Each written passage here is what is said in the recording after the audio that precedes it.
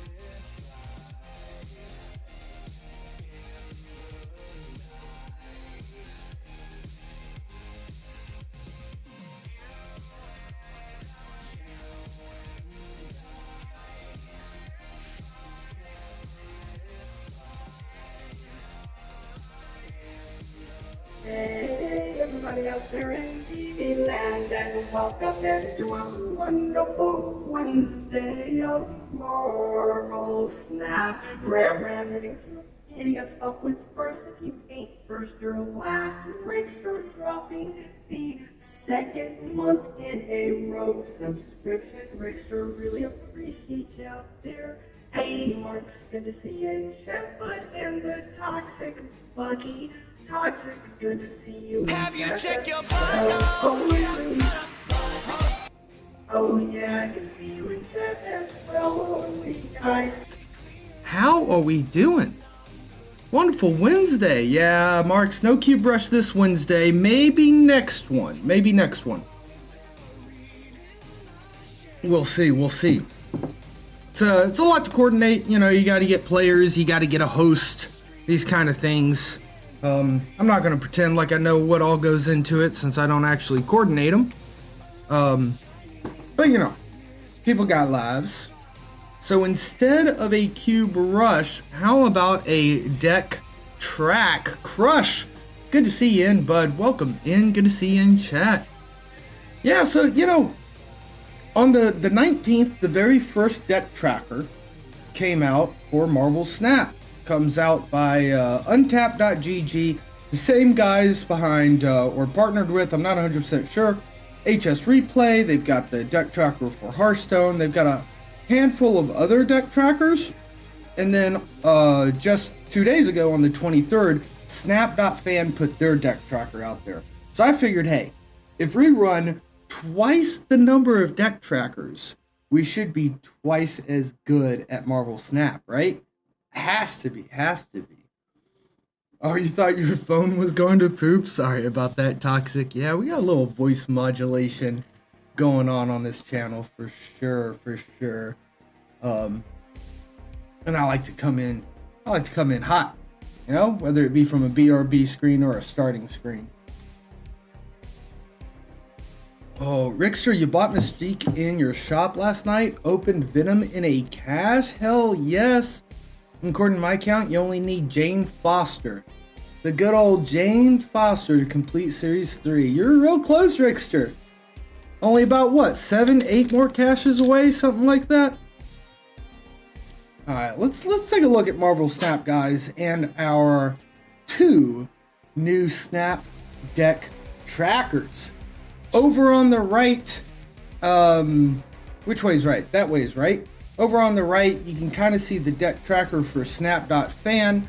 It is kind of large enough where it's behind chat a little bit. And then right behind me, we've got the Untapped.gg Snap deck tracker. So I figured we just play a bunch of games tonight, maybe make a deck specifically to test out the deck trackers, and, you know, see what happens. Couple of things right off the bat that I really like. Both of them do have a windowed mode, so that's good for streamers. It's just easy for us to catch to do a window capture than it is to start like clipping screens and like doing viewports and stuff. So that's pretty cool. The Uptap.gg does not allow you to resize it customatically in a very customized way. You've got 3 options. You've got 1x, you got 1.5x, and you've got 2x. So that's a little something to note. Less size options, whereas Snap.fan's deck tracker, you can see I got full normal window control. And what I've done here is I've kind of found a spot where it's wide enough that there's no scroll bar on the bottom. And then I've kind of expanded it a good bit here, just in hopes that any of our opponent's stuff that shows up will still fit. So this is kind of the first 2 things that are of note. The Snap.fan deck tracker also only really exists in the window mode, and there's no always on top toggle yet. I have an auto hotkey set up so I can always on top any window on my platform. Whereas the Untap.gg does have an always on top feature as well as just an overlay. So actually what I'm looking at right now on my screen is just the overlay, and I've got the window kind of hidden off to the side anyway, because the overlay does fit really nicely with the full screen mechanics of, or window mode of Snap on desktop. So another things, couple of things just right off the bat before we even start playing games, right? You'll notice that Snap.fan over on the right side of the screen, that deck tracker is still holding on to the, it's still holding on to like the last game state. Whereas untap.gg kind of all reset. Looks like my deck's all back to same. But let's check this out. If I change my deck, untap.gg already knows. Snap.fan is a little bit behind there. You know, and kind of what's going on. So that's kind of a cool thing to note as well. So those are some things to look at right before we even get into it and start playing. What's my favorite deck right now, Toxic? I just got Galactus and Thanos not too long ago. And I've been having fun with both of them. I think Thanos is a little bit more competitive, easy to win cubes with, easy to win games with, but Galactus is a lot of fun. And we'll go ahead, we'll play the Galactus deck. You'll see that the Snap.fan deck tracker has finally updated, and we'll start to get into some of the other quick differences between the two trackers right off the bat. So this Galactus deck's pretty nice. Looks like both me and my opponent are locked out, which kind of sucks. But if you caught it, Snap.fan has already showed us what card we drew before it popped out, whereas Untapped, it kind of waits until the card is actually in your hand. So Untapped is more synced with what's actually happening in the client as far as you visually seeing it, whereas Snap.fan just seems that the moment that the information's available to it, it displays it to you. Of course, we've got to pass this turn.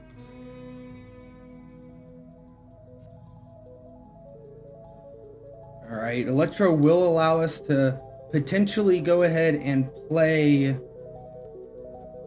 Galactus if we find him, and part of the reason why we're playing this deck to show off is to see what happens with the destructions of Galactus. Try to get a lot of destroys on the in the game as possible, just a whole bunch of them, see how the two deck trackers deal with it. Alright, so we do have Galactus in hand. That's looking pretty good for us to try out the deck tracker. We can go ahead and destroy their death as well, but I don't think we really need to.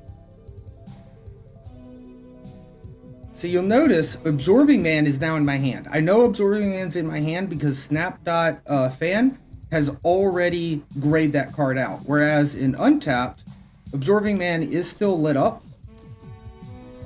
And we'll see here in just a moment. Now that the card does appear in my hand, we're done with it.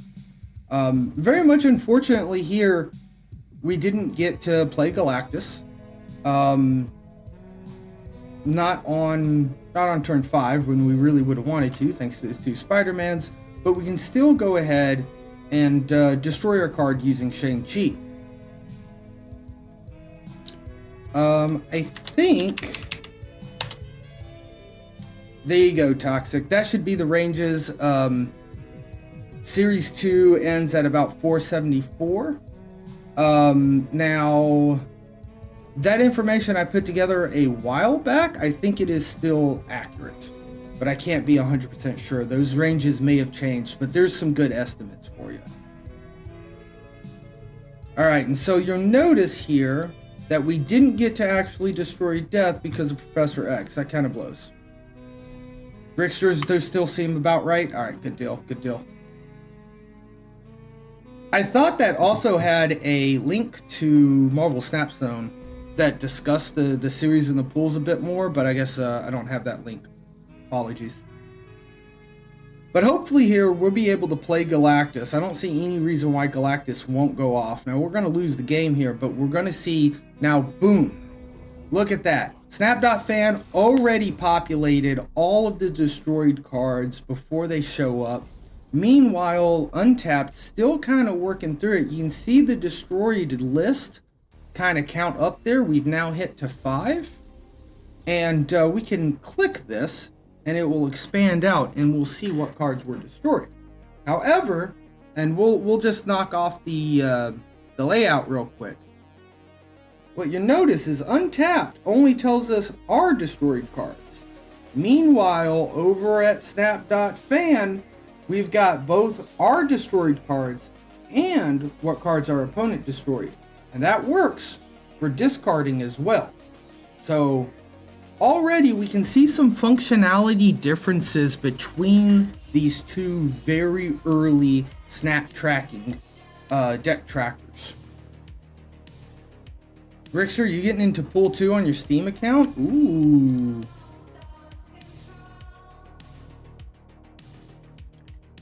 Won't be long to start Pool 3. Pool 2 seems to just breeze by.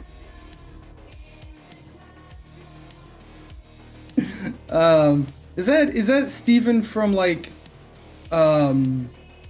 what is the Stephen Amell? I feel like that's from a cartoon that I should recognize, but I haven't actually watched. Arrow? Oh, okay. You think? Like the Green Arrow, Rickster? I guess Toxic will let us know too. So again, you'll see it took a while there for Snap.fan to kind of realize we were in a game, but now immediately we are caught up. We can see the cards kind of get grayed out and grayed in. Right now we know Electro's our next one because Snap.fan showed us, and then Untapped pulls out and shows us the Electro. We also, very clearly know that our opponent discarded Death. And that's thanks to Snap.fan. They've also discarded Arrow now. These things not yet being in the Untapped GG. Untapped GG only showing you your destroyeds and discards so far. Yes, Oliver Queen, the Green Arrow. Okay. But the CW show, the Cartoon Network, or CW. No, CW is a network. What am I talking about? For some reason in my head, even though I read CW, I still saw a CN. It's just Arrow and it's a good show. Gotcha.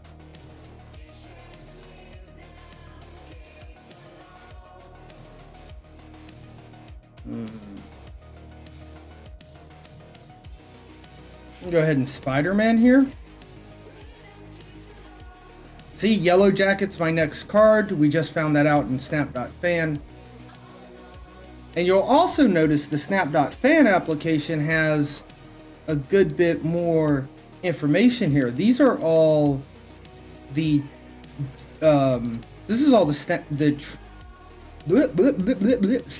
about this deck over the past 24 hours for the 5 matches. All right, Space Pilot it is. Appreciate that, Toxic. The good redemption there for the Space Pilot voice modification. Not quite sure how we're going to end up winning this one. I think it's going to be something like we try to sneak into Morag, except we can't because no Electro, right? Oh my, and what has happened to Untapped? Oh, it came back. It just popped on right back in. Not quite sure where our application went while we were flying over this match, but it was there. Unfortunately, we're not going to be able to win this. We'll go ahead and head out, but we were able to see some discarded cards while we were piloting that game, which turned out to be A-okay. So let's go ahead, let's jump into another one. I want to see a little bit more destruction via Galactus before we're looking at some discards.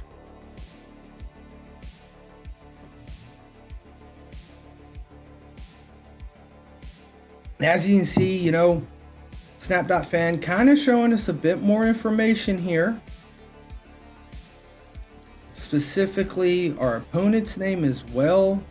A summary of the destroy discard, but also a count of move, which is very interesting because move is not one of the things that the application, the Marvel Snap game on the front end is showing us, but Snap.fan seems to be attempting to track it. So we may have to play a move deck to try it out. It's just the main game I stream, Toxic. We actually been streaming some Donkey Kong Country 3 here recently. We did it on Monday and Tuesday. No, wait. Monday and Tuesday? Is today already Wednesday? We did it on Monday. We played on Monday. We played on Friday. We played Snap yesterday, Snap today. I haven't decided what I'm streaming tomorrow, but Friday I'm going to go back to Donkey Kong Country 3. We might go back to Donkey Kong Country 3 tomorrow too, not quite sure. But yeah, I like to do a little bit of the old retro games, the Super Nintendo, NES eras when I can. Alright, now it's interesting, right? Because we can see in Untapped that there's a question mark removed from my deck. And I'm not quite sure. That may have been... Oh, it's Cable. So we know a card was removed from our deck, but Cable is not there. We don't know exactly which one it is. Whereas in Snap.fan, we don't have an indicator about a card being removed from our deck.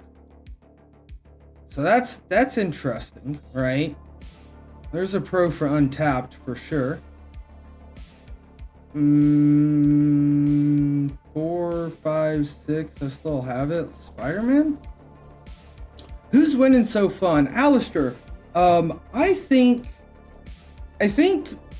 my initial thoughts are that Snap.fan is the more complete and better competitive tracker.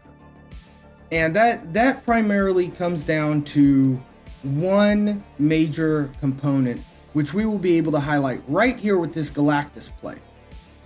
Now, what's going to happen, of course, is both our cards and our opponent cards are going to be destroyed. Snap.fan is going to be able to pick up and show us which cards were destroyed for our opponent. Whereas Untapped, right here behind me, is only going to show us our destroyed cards. However, as far as an application goes, what's really cool about Untapped here, as I kind of try to move out of the way, not a lot of room on a stream layout to show two deck trackers. Untapped's kind of got these like collapsible pieces, right? So we can kind of see like our deck info, and then after a destruction goes off, all the destroys will show up down here. And same with this card. So it's a little bit more collapsible, a little bit more like just see the information you need to see when you need to see it. Whereas Snap.fan is, we can fully resize it so we can get a scroll bar if we want, right? But ultimately, there's no collapsible features. Kind of like here we can see in Snap.fan, we have two yellow jackets destroyed. There's our other yellow jacket. Electro. Wow, this is... I can just turn off the cam, I guess, for a second here.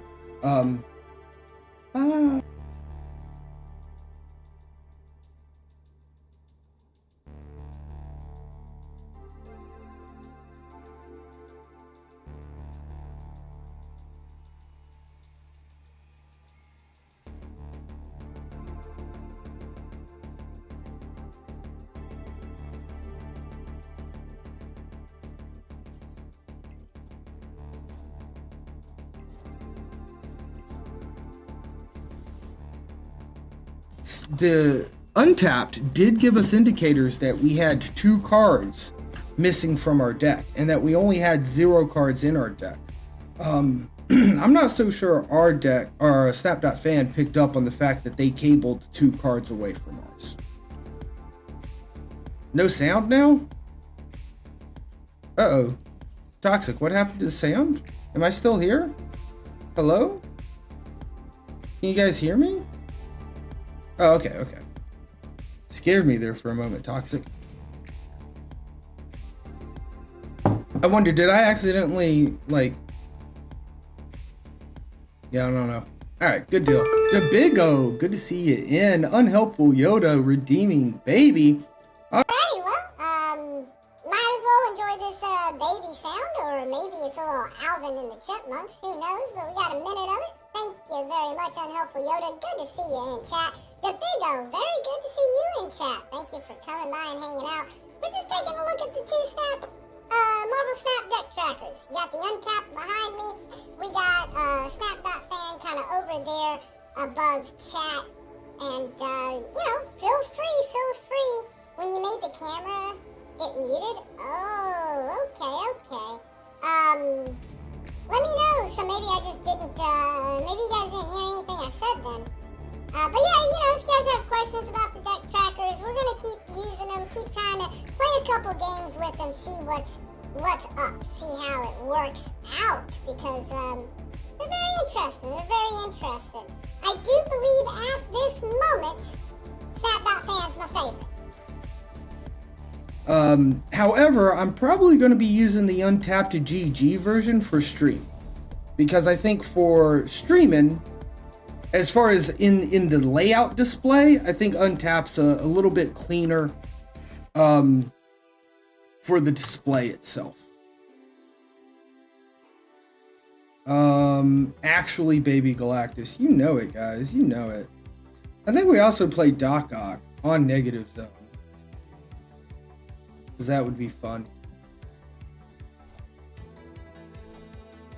Right, and we can see here we got four rocks destroyed, right? But again, Untapped, you're able to kind of toggle those in and off, which is pretty sweet, pretty cool.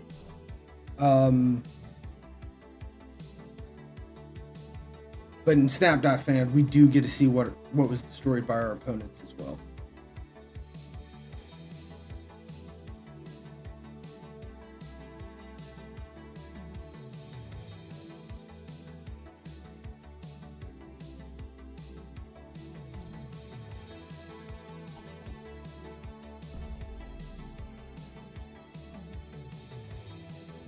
What's the difference between Untapped and the other one?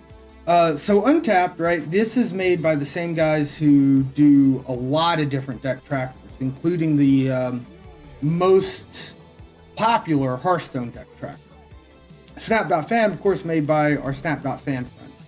Some of the biggest differences right off the bat to Big O is that Snap.fan's deck tracker shows you a lot more information. A lot more information.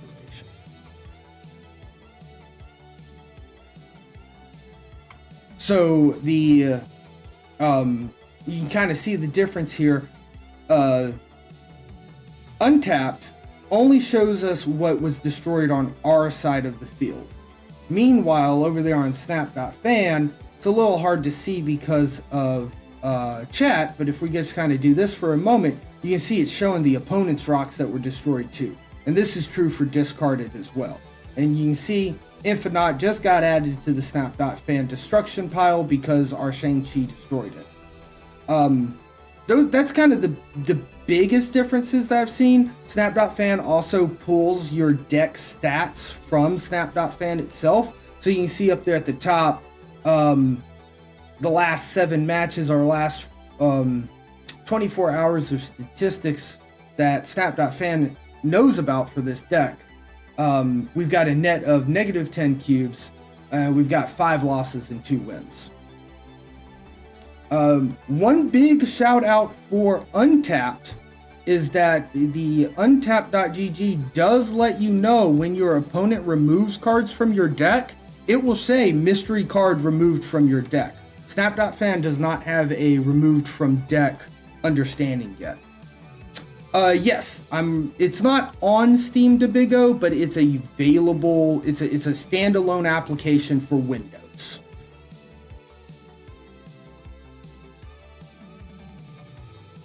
And I do not know about their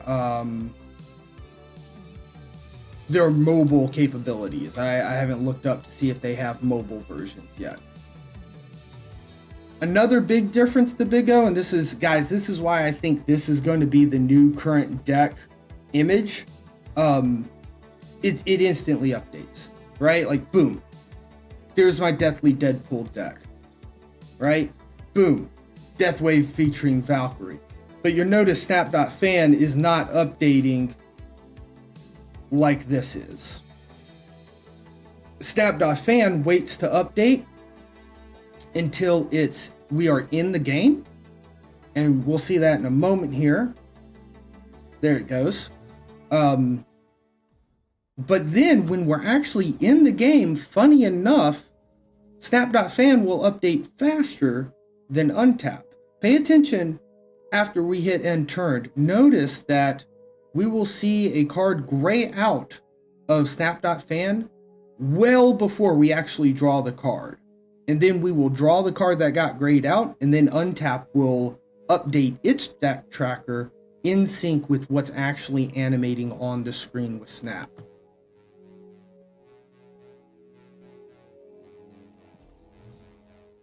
Soothing as heck. Every ASMR stream, you're here for it, Toxic. Hey, maybe one day, bud, maybe. Where can you go to download it? Psylocke is a -2 power mid. Haha. Oh, I totally missed that. Can't say I'm paying too much attention to the gameplay and more just kind of how the deck tracker is interacting with the cards. Let me see it for you, Debigo. Snap.fan is where you can pull the Snap.fan tracker. I think it is snap.untapped.gg. Snap.untapped.gg for the untapped one above me. Actually, let's make this a little bit left tracker, right tracker. I'm gonna make a pinned message so that we've got this going, right? Snap.fan.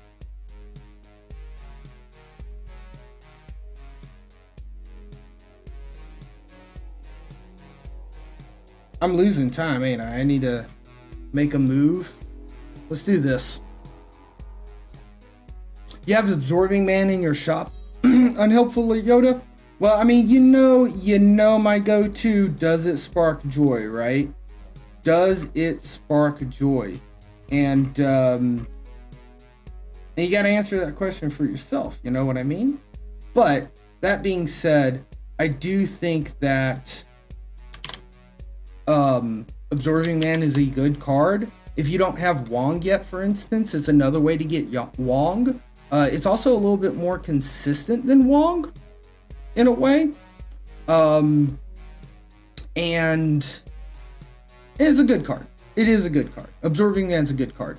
I think Absorbing Man's also going down in cost. So there's a thought about that, Unhelpful Yoda. You could pin him and then wait for him to drop at the 31st and then pick him up on the cheap. So if you're looking at him, that would be my suggestion. All right, let me see here. Snap.fan and then snap.untapped.gg. And then I just posted those for you, Debigo, and we're gonna pin those so that they're on the stream for us. We ain't gotta worry about it too much. I did do that right. Yeah. Left is untapped, and then snap.fan's over there on the right.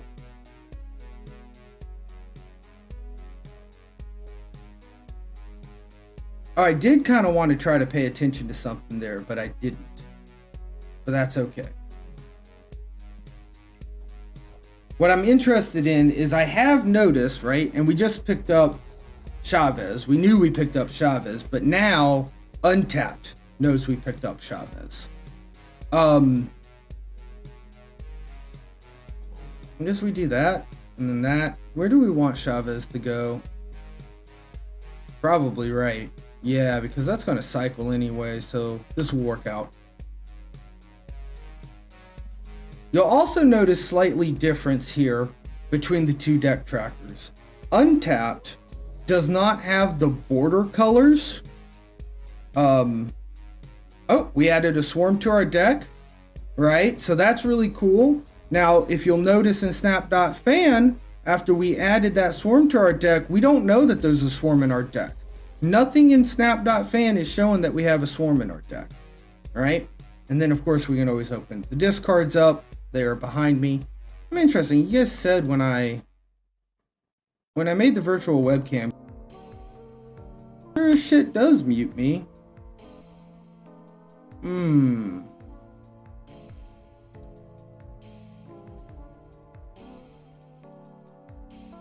But this won't? Yeah, okay.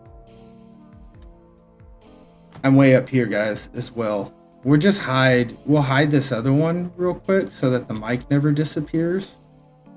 We'll just take this little bitty me. Ooh, make me way littler. No, I don't want to make me way littler. I'll end up losing track of it, right?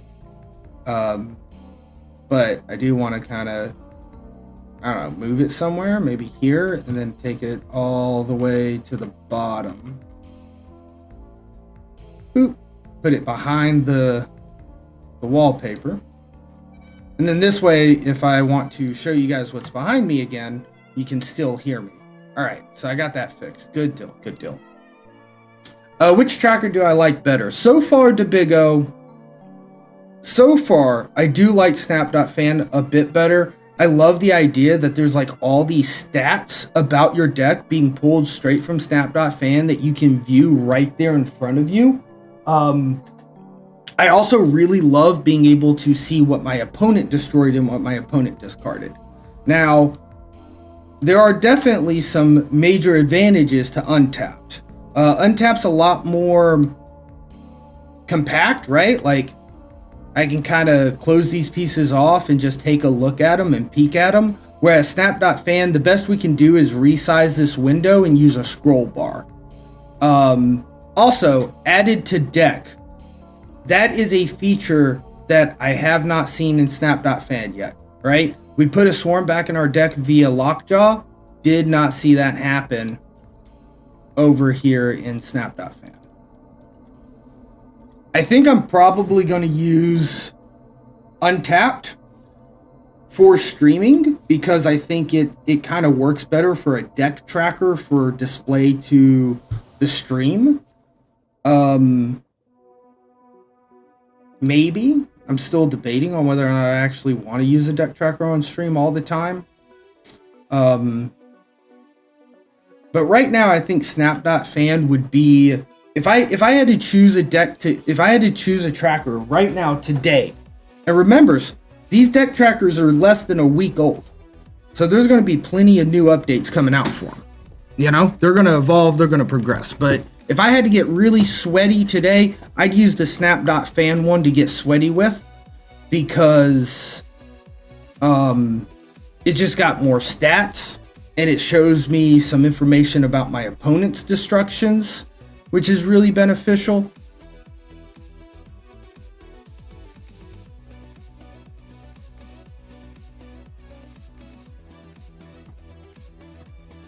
What's the best deck for Series 1? I don't think you can go wrong with Dino. Dino is just a really strong, good deck, and it just constantly like keeps its power level throughout all of the series in the pools. So it's a really good deck to learn how to pilot early. It has been a really long time, Toxic, since I've only been in Series 1, right? But I think that, yeah, Devil Dino, yeah. I think that whatchamacallit used to be decently well and good. That's not very helpful, is it? The whatchamacallit. A zoo deck, like a Khazar deck with a bunch of 1-drops. When I was in Series 1, that deck was pretty good too. It does kind of fall off its power level a bit though.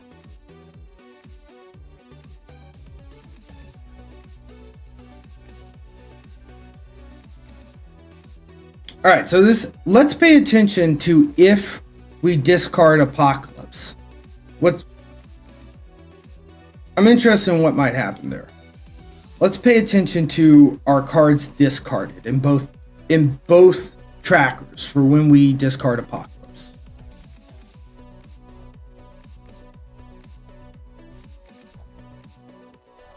Okay, and now we already know everything we've discarded in Snap.fan.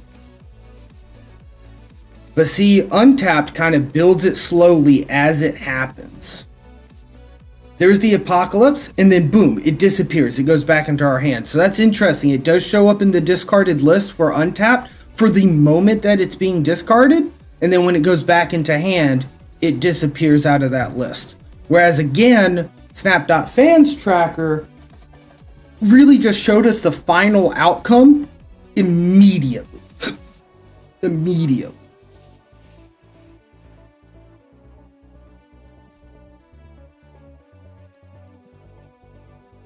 All right, so let's see here. What kind of deck can we build to really take a look at these deck trackers?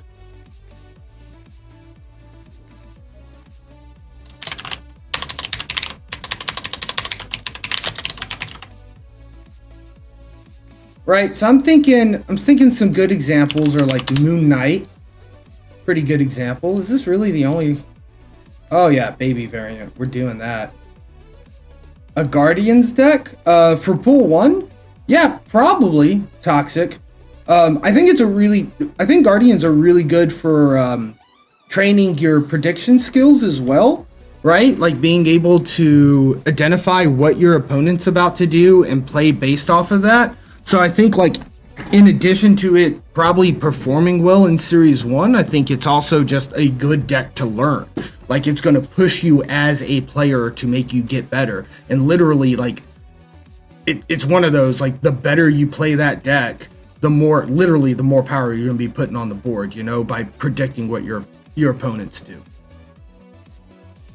The Black Bolt. We're going to put Galactus in here. I know it's a little insane. Oh, and we're going to put Thanos in here too. Right? Because Thanos adds a bunch of cards to your deck. So will, you know, Debigo, I think this is a really big test between the two trackers, right? We were talking about which ones I like best. Which one of these trackers is going to be able to deal with the stones? Could I make an Inhumans deck? Probably could. I don't think there's 12 Inhumans in the game. And they don't synergize that well, necessarily. I'm not going to. But I think I could. You gonna make a meta deck? No, I'm not gonna make a meta deck. We're gonna make a meta-defining deck. We're gonna accidentally make a deck that is so absolutely horrible that it's good. Lockjaw. We got to put Lockjaw in here, right? Because we got to test about putting cards back in our deck and will they flash back in and color up, you know? What else is good for deck tracking? What else is good for deck tracking? I mean, we need some Destructions, but we got Galactus. And Destruction's a little bit weird to run with Lockjaw. I mean, I don't think we want to necessarily, like, do that. Let's put the Hood in there.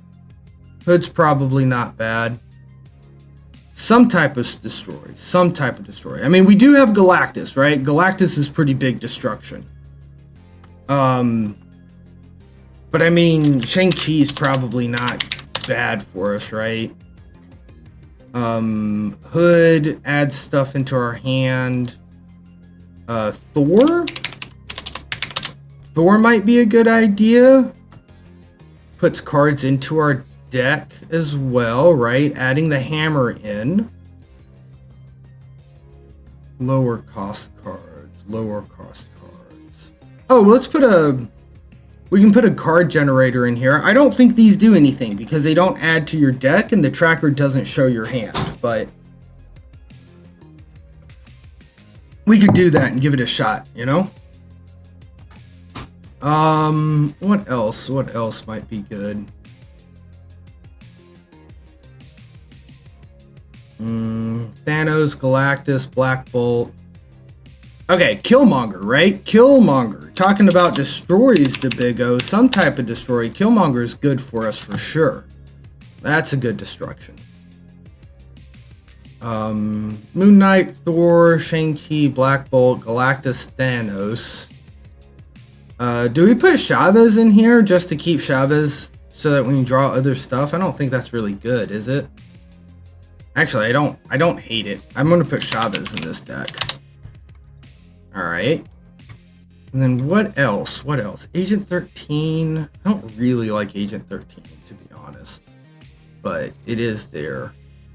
I almost like Jane Foster more. I mean, we are running Thor. We could just put a Wasp in. Alright, I don't think we need to test Agent 13. I know that... Well, we'll do it once. We'll do one test with Agent 13. Arrow and Leader, LOL. I mean, yeah, maybe Arrow. We might add Arrow. Because I like Arrow. Death for... Yeah, Death isn't bad. Death is pretty good. Good to see you in chat, by the way, 5 Cent.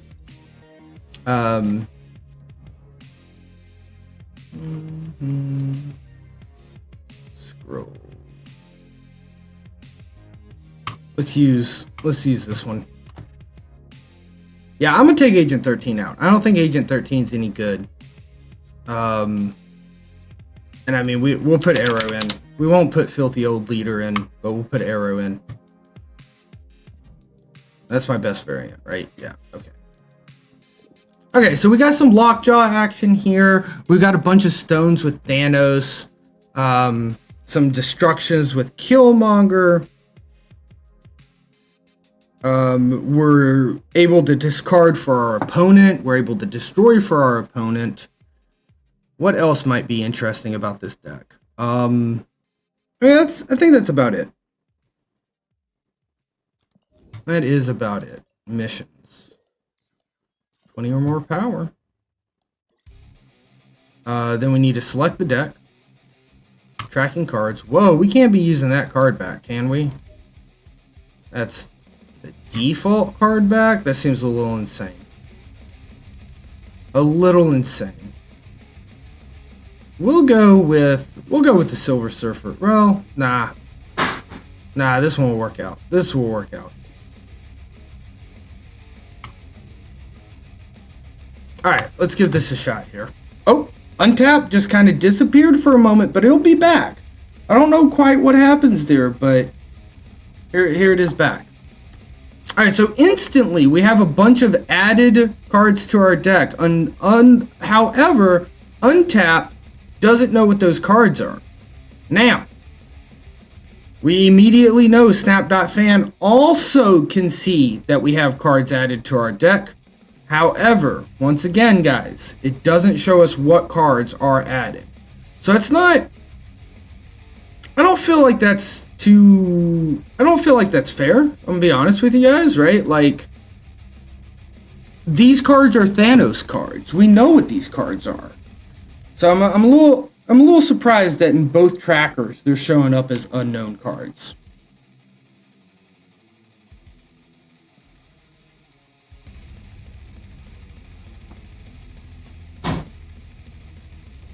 Alright, we got another stone from our deck. Looks like we're going to pass here, get some destruction ticks. You already see, like, I've got a scroll wheel showing up here for Snap.fan. But we got our buttons. Not bad, not bad. I mean, I think it's probably Reality Stone, Time Stone. Then we can go ahead and throw a hood down. Because why not? Why not, chat?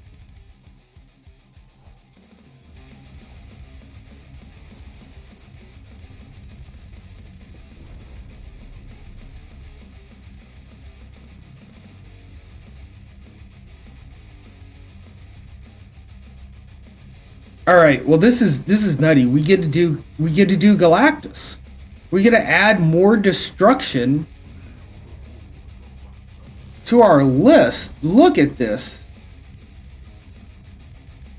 We'll pop the overlay for a moment. Look at that, guys. All that destruction. So our opponent lost 4 rocks, Sarah, Monster, and Mr. Negative. We lost some stones and things. Alright, you can see the 9 we destroyed on Untap. Kind of behind me a bit. Very cool. I'm a fan of this deck already, at least for testing the trackers. Yeah, Galactus easy win for sure. We have priority. That's a little bit of a bummer, but that's okay.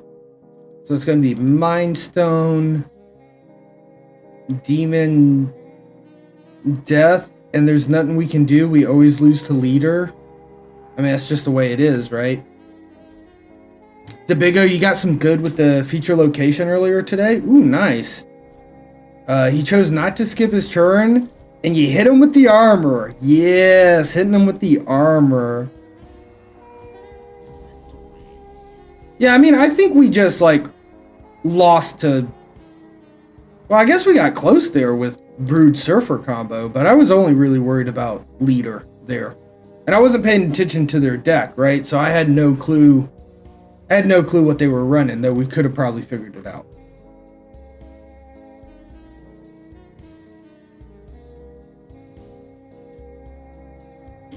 Oh, we need to try a move card too, right? Because Snap.fan has a little move indicator as well in there underneath each of our names. Player 1 versus player 2, right? Destroy, discard, move. And now it knows our names.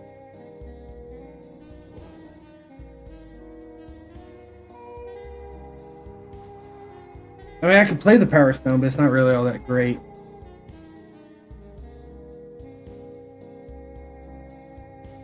So what do you guys think? You've seen the tracker a little bit. We've been showing it off a bit. I think a major advantage Untapped has is like the cable bit, right? Our opponent, you fucking armoring piece of shit. Our opponent did cable a card away from us, and if we were to have looked away, we may have not noticed that. And Untapped was the only one to tell us about it. You think you like Snap more, Debigo, than the trackers themselves? Ooh, spicy hot take.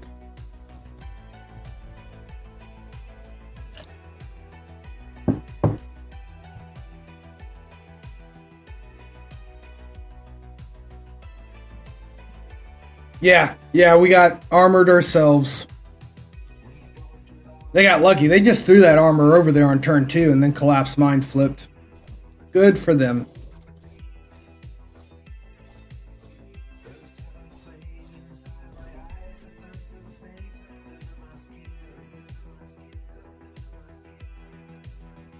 Guess we're just going to have to be energy efficient here. Oh, very interesting, right? So, like, again, the scroll wheel. We've got a discarded, or we have a destroyed. Our opponent has a discarded. And we've got 3 added to deck.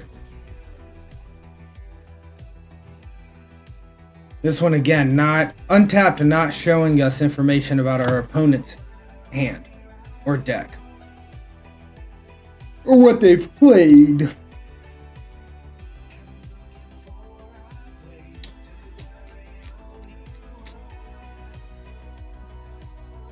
gonna be nutty if we win this. Oh, they had death as well.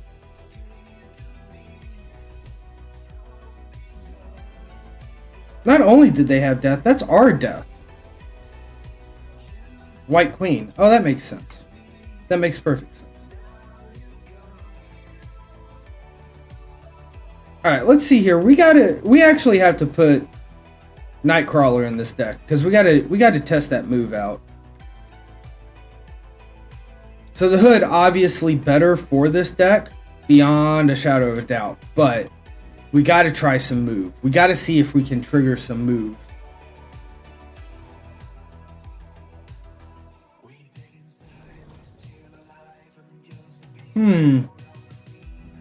I mean, I think I want to mind here. I don't really mind having rocks too much. I can survive. Wow, Elysium. Look at this. Okay, so we can do a Nightcrawler move. That's pretty sweet. We definitely want to do a Time Stone. Oh, I just realized we have Space Stone. So we don't really need Nightcrawler. We can just use Space Throne to activate a move. Alright, but here it is, chat. Let's see here. Wow, this is the worst move in history.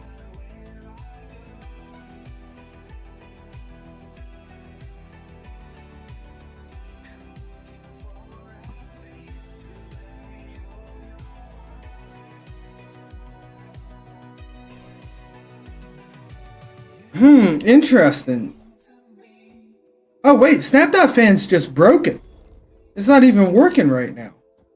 What happened to the Snap.fan tracker? What if I disable it and then re-enable it?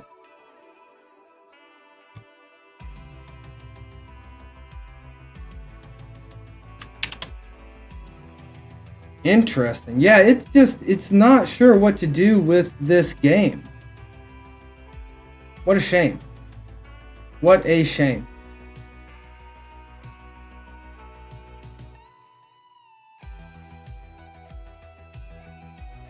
We need to skip a turn, get rid of these rocks. Holy shit.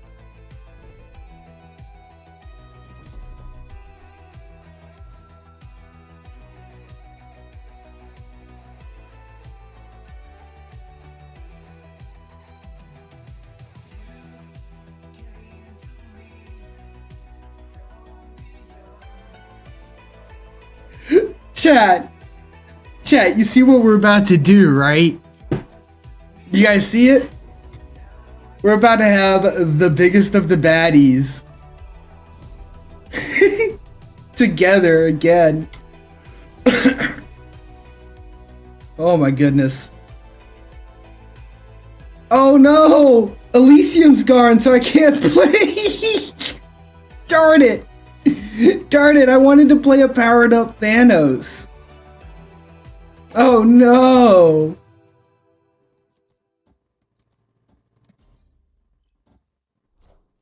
Oh man, that's a big She-Hulk. Oh, that's another big She-Hulk. It'd be a shame if something was to happen to those She-Hulks.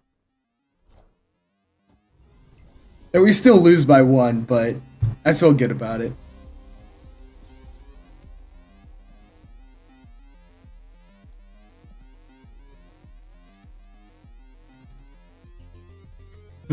Okay, maybe if we start... Maybe just starting a new one. Maybe just starting a new game?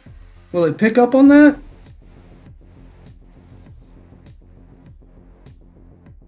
Alright, there it is. Okay, Snap.fan's working again.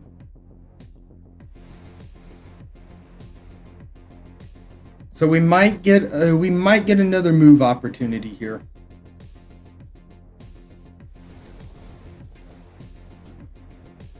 Okay, well I don't have an option. I'm passing.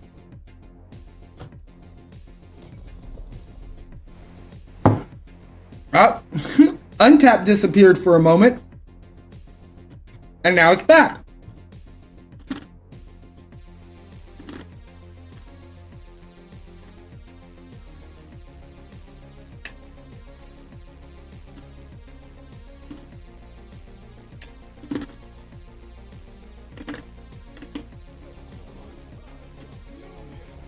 Oh, now see? Interesting. Notice the difference here. Untapped does know that we have a rock in our deck, but it looks like it only knows 1 rock instead of 5. It also knows that we have the hammer in our deck. Snap.fan knows we have the hammer in our deck. So not quite sure where that rock came from. Or why it only knows about 1 rock. More accurately.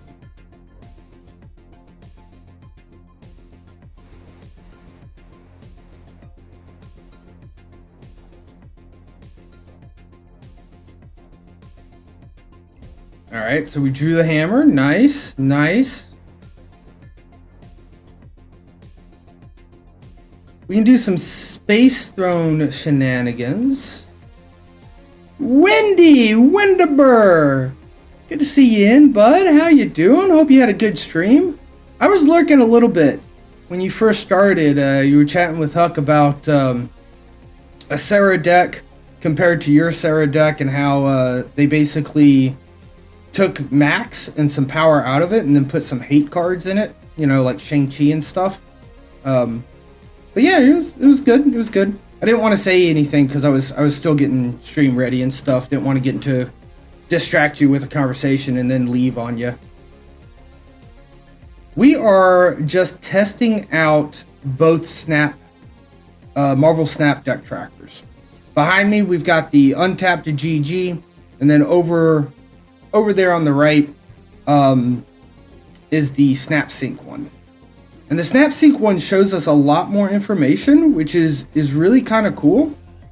Like, it will show us stuff about like what our opponent discarded and what our opponent destroyed.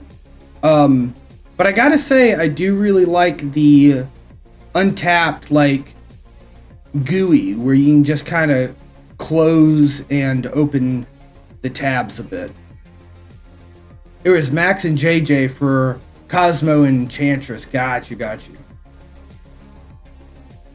Yeah, I was also half paying attention, but yeah, when I think about like cards that just ruin my fun, I play so much Shuri that absolutely Shang-Chi is very much my worst.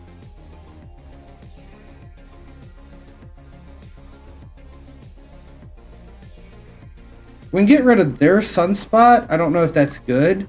Oh, and we have to move a card because we want to test moving on the Snap.fan. There's this little move counter, and we want to see if that actually picks up because there's no move counter anywhere else. Maybe we can just do something like this. I don't know. Got like a 70% win rate when you play it. Holy smokes, wind. Shang-Chi is one of the highest played win rate cards. Yeah, I can imagine. I can definitely imagine. Because he's just so impactful, right? And I'd imagine there's... Okay, well... F you, leader. But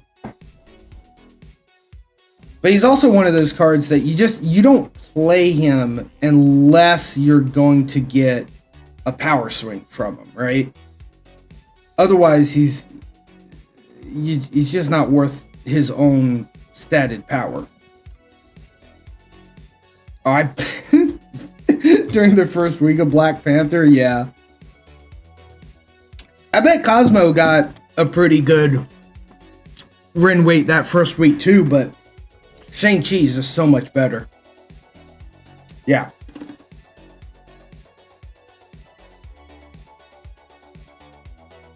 Like most tech cards, right? When you come up into, if the meta is, ongoing heavy, then we'd probably start seeing some Super Scrolls, some Enchantress, other things like that.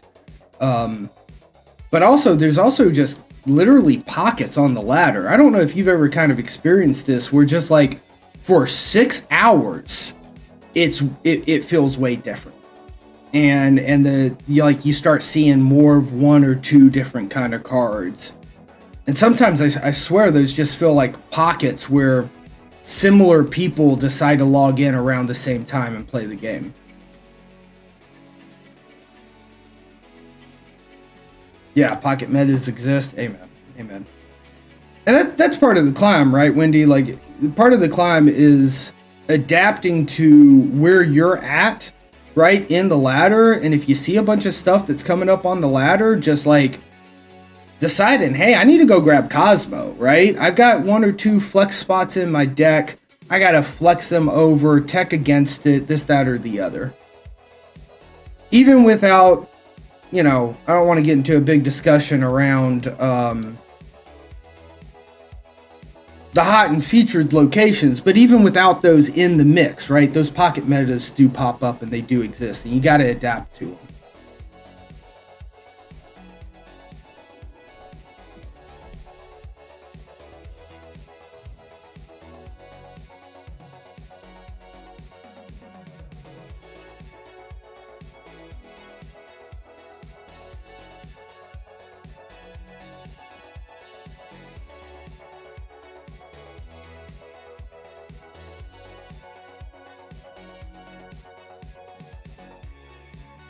I'm not quite sure what I'm doing here.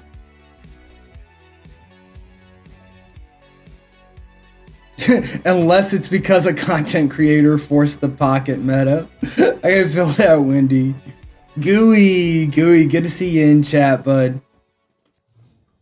I don't know, Wendy, there's definitely been some days, though, where, like, at the very least, maybe not teching against the location. I mean, not the location, the pocket, but just changing my deck, right? And maybe that's more about me on a pilot. Maybe like I lose control of my deck and I start like performing badly with it, and that's the real reason.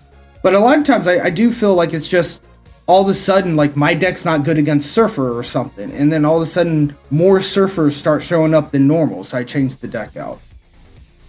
I guess that's kind of more my thoughts when I was alluding to teching around it. Is just be willing and comfortable to change a deck or to play something different sometimes if you see it coming up.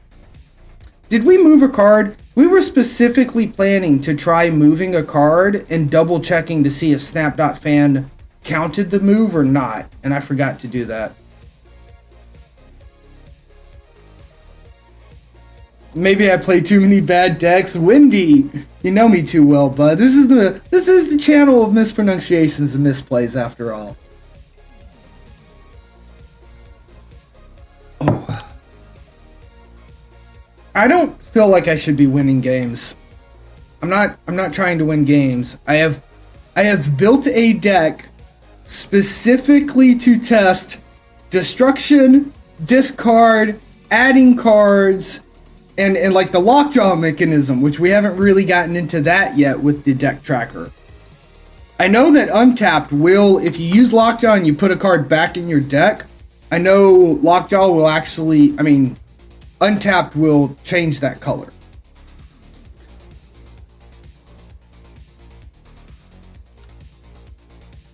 Why does Untapped think that I have a rock in my deck?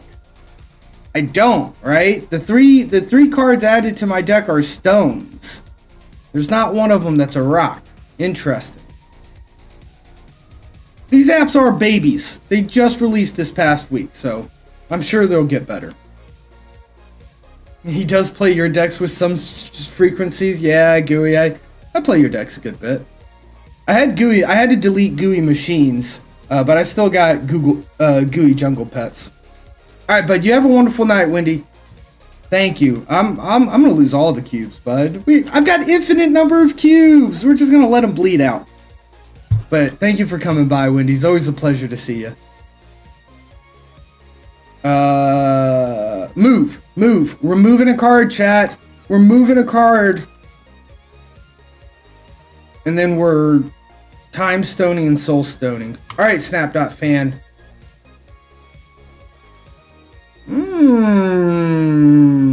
That still says 0.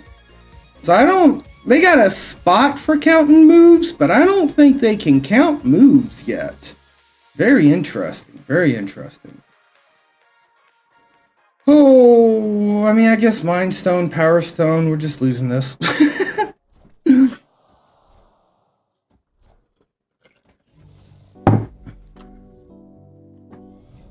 See, now I love this. And this is going to be kind of hard. I want to do a one-shot YouTube video where I just play some games and talk about the deck trackers after we've got a bearing on them a little bit more. But, that's going to be impossible to show off until battle mode comes off. Because, how can I guarantee that my opponent's using cable? I can't, right? It's just not possible. I guess on that topic, let's just do this. What's the deck on the shirt? Oh, this is actually some Super Tech merch. It's Big Deck Energy, and it is quite literally 12/6 cost cards. Yeah, some good old tech merch. Absolutely, Gooey.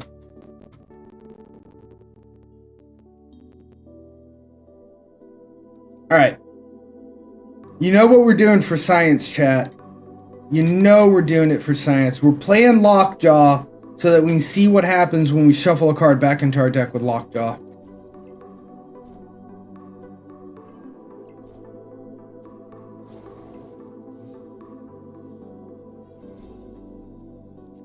Alright, who should we shuffle back in?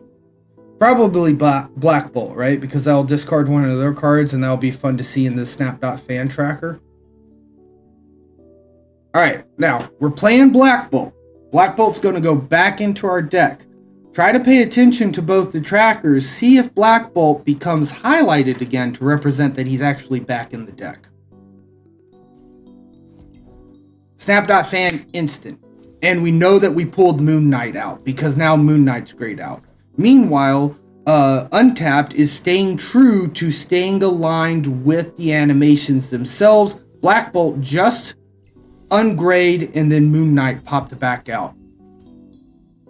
I gotta say, for any content creators out there, I think Untapped GG is your streaming utility, right? But I think if you're trying to get sweaty, you're trying to get some stats, you're trying to like know what's happening 100% of the time, Snap.fan right now seems to be having the advantage in the very first week of us having deck trackers. Can I get a little bit of focus on that camera? Thank you. You draw a card, you draw a card. So they both draw a card. We'll play Soulstone.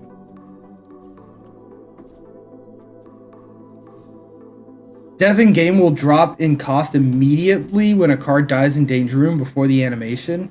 Very interesting. So yeah, there's something there, right? Like, I'm wondering, Gooey, based off of that, I'm wondering if there's like two sources of information. One where it's like, the animation's done, this calculation can be shown, and one where there's not. And maybe the two deck trackers are literally pulling their information from two different parts of Marvel Snap, right? Because maybe Death is configured incorrectly, right? Death is reading from the same location of data as Snap.fan, which is instant, whereas it should probably run like Null, for instance, where it's very slowly calculating up. Death doesn't automatically go down to 0 when you Galactus though, right? Like, it does still tick down one at a time.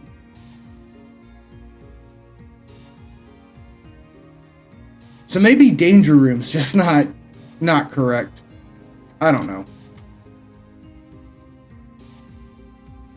Alright, we just moved to 2 cards. We just moved to 2 cards, and I don't think this move counter is going to go up. Oh, Snap.fan's broken again, though. Snap.fan not actually keeping track of this match. I do have to say that as well. So far, Untapped GG has been the more stable application, quote unquote. There's been a couple of times where it disappears, but then it seems to like reset and reappear and immediately pick up on the information, right? Like, I think if I was to pull up Untapped and disable the overlay, all right, disable every checkbox that there is, and then open them back up again,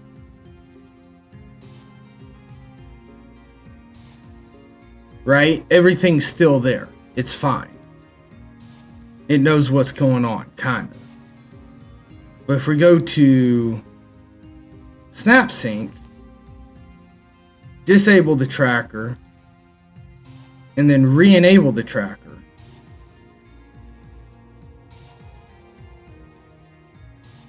actually take our turn, right? It has not picked up on it. It's just player 1 versus player 2. It knows that it's turn 5, which is weird, but it just does not know about our cards this match.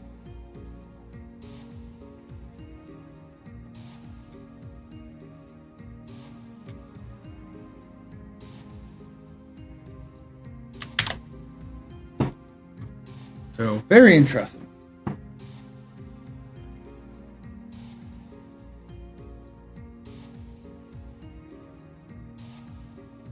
Strange Academy will blow everything out of the way and we'll Galactus right for a large amount of destructions.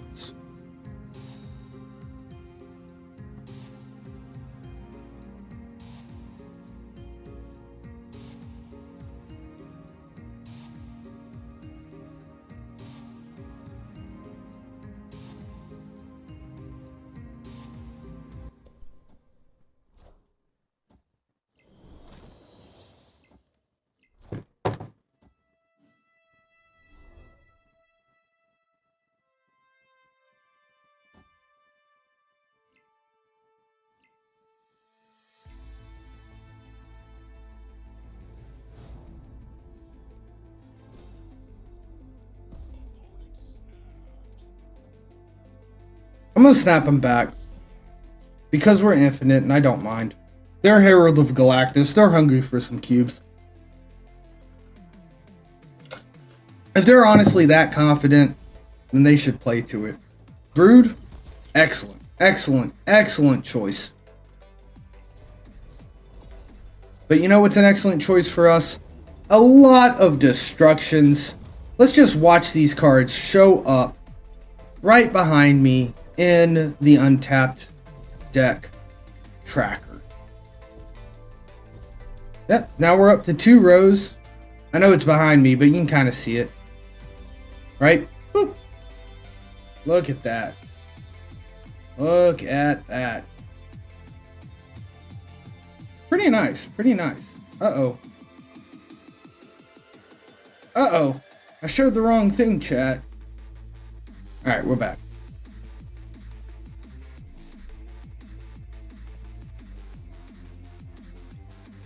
Oh, 10 o'clock. Alright, let's take a look here, guys. Ooh.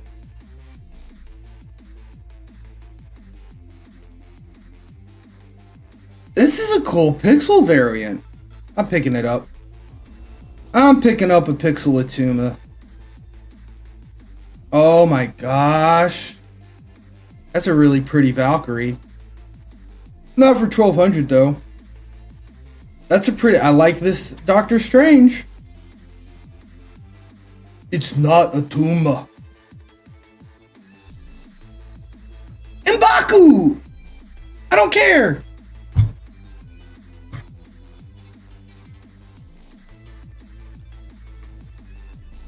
We cleared a mission? Hell yeah, we cleared a mission. Win a location with only 1 card. We're probably not going to be able to do that. 5 across. Good to see you in chat, bud. You got the Dr. Octopus in your shop. Nice. I gotta say though, Dr. Octopus, for me personally, not a card that sparks joy. It's a cool card, there's some cool things you can do with it, but I don't find myself playing it too often. Yeah, right? Not really who you want to be spending tokens on. But he is a cool card. Who was I going to put in here? Hood, because it is, like, technically stronger than anything else that I had put in.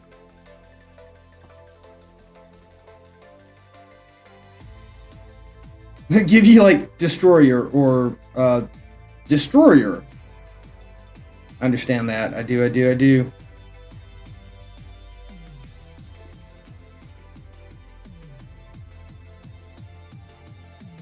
Alright, let's play another game here as I mess with this window and it changes on screen. Let's try to play another game here, see if Snap.fan will just pick up on this one.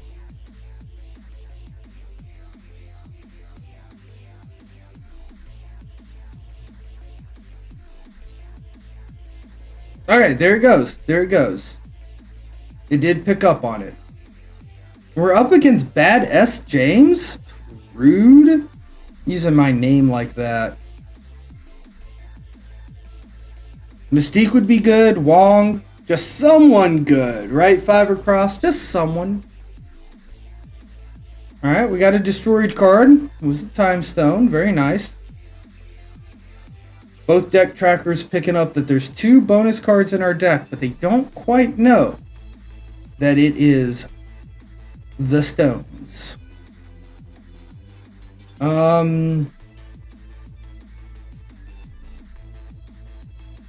Sure, why not? Let's draw more stones, right? Dr. Octopus saved your ass plenty of times during your grind to infinite. Nice, the big O. Yeah, like I said, Dr. Octopus, he can make for some really cool, interesting plays, but he doesn't fit my typical gameplay style. You got Sarah from the shop, and that's about it. Sarah's a good pickup, for sure. Trying to get to infinite. You were vibranium, now you're plat. Holy cow, what happened? You might say, pull 3 happened. Yeah, 5 across. You start running into a bunch of new cards. A bunch of them. And it's rough. There's no doubt about it. It's a little bit rough because you have no clue what kind of decks you're running up against.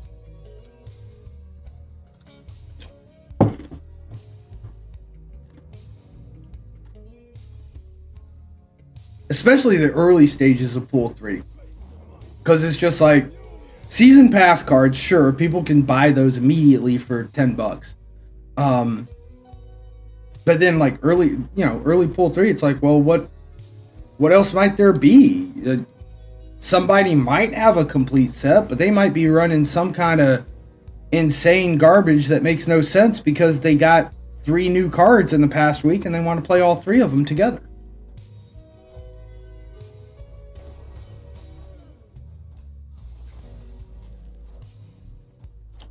Yeah. Now 5 across, it's cube management. Honestly, you will make more progress on the ladder by just snapping and retreating correctly, more so than necessarily playing in the correct locations at the correct time. And maybe that might be a little hyperbolic. Obviously, like if you just play like crap, you're gonna lose. But snapping and retreating are the main ways to climb the ladder. Doing those efficiently, having good cube management. Yeah, Hella is going to be crazy next month. And I am going to enjoy it. We need a little Hella love. Now see, look at that. Untapped, just kind of spazzed out there for a moment, but boom, it's back. It's back. It still has context of what happened. It still knows that Molnir is in the deck.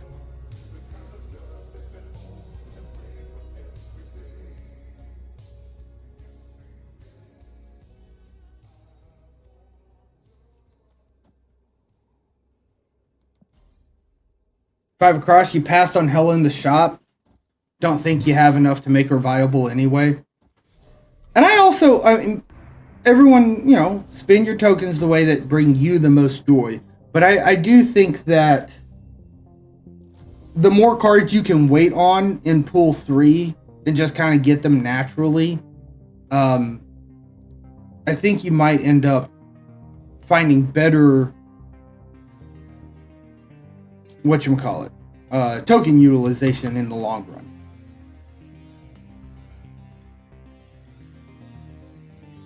Alright, we're going to play one more game, then I need to go take a break. We are out of water. We've got a little bit of ice left in there, but we're out of water.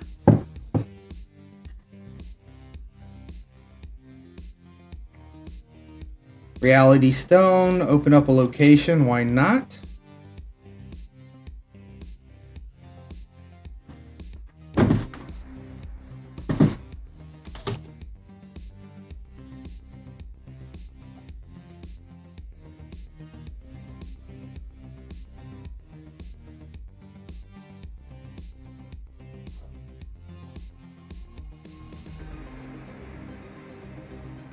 You want to make like one full meta deck, that's all you ask. And you can do that if you get Destroyer. I can feel it. Hey, 5 across.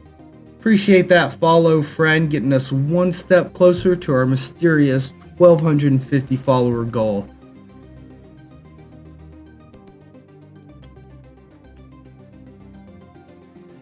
Destroyers also, to be fair, it's like Armor Professor X, Destroyer, and then just like what other cards you want, right? Remember that 5 across, like a lot of deck building in Marvel Snap is like little packages, and you just combine those packages together. Right? So I'd be willing to bet, or I'd be willing to think that the reason why you feel like you have the Destroyer deck, kind of that meta deck, is because like the Destroyer package is pretty small. It's really just Armor, Professor X, Destroyer, Cosmo. Alright? And now that you're running Armor and Cosmo, because those are good for the Destroyer, right? Well, those are ongoing. So now we put Spectrum in and we start putting in the ongoing package. But you could totally build a Destroy package that didn't have the ongoing set in it as well. And come up with a Destroyer deck that would look different from the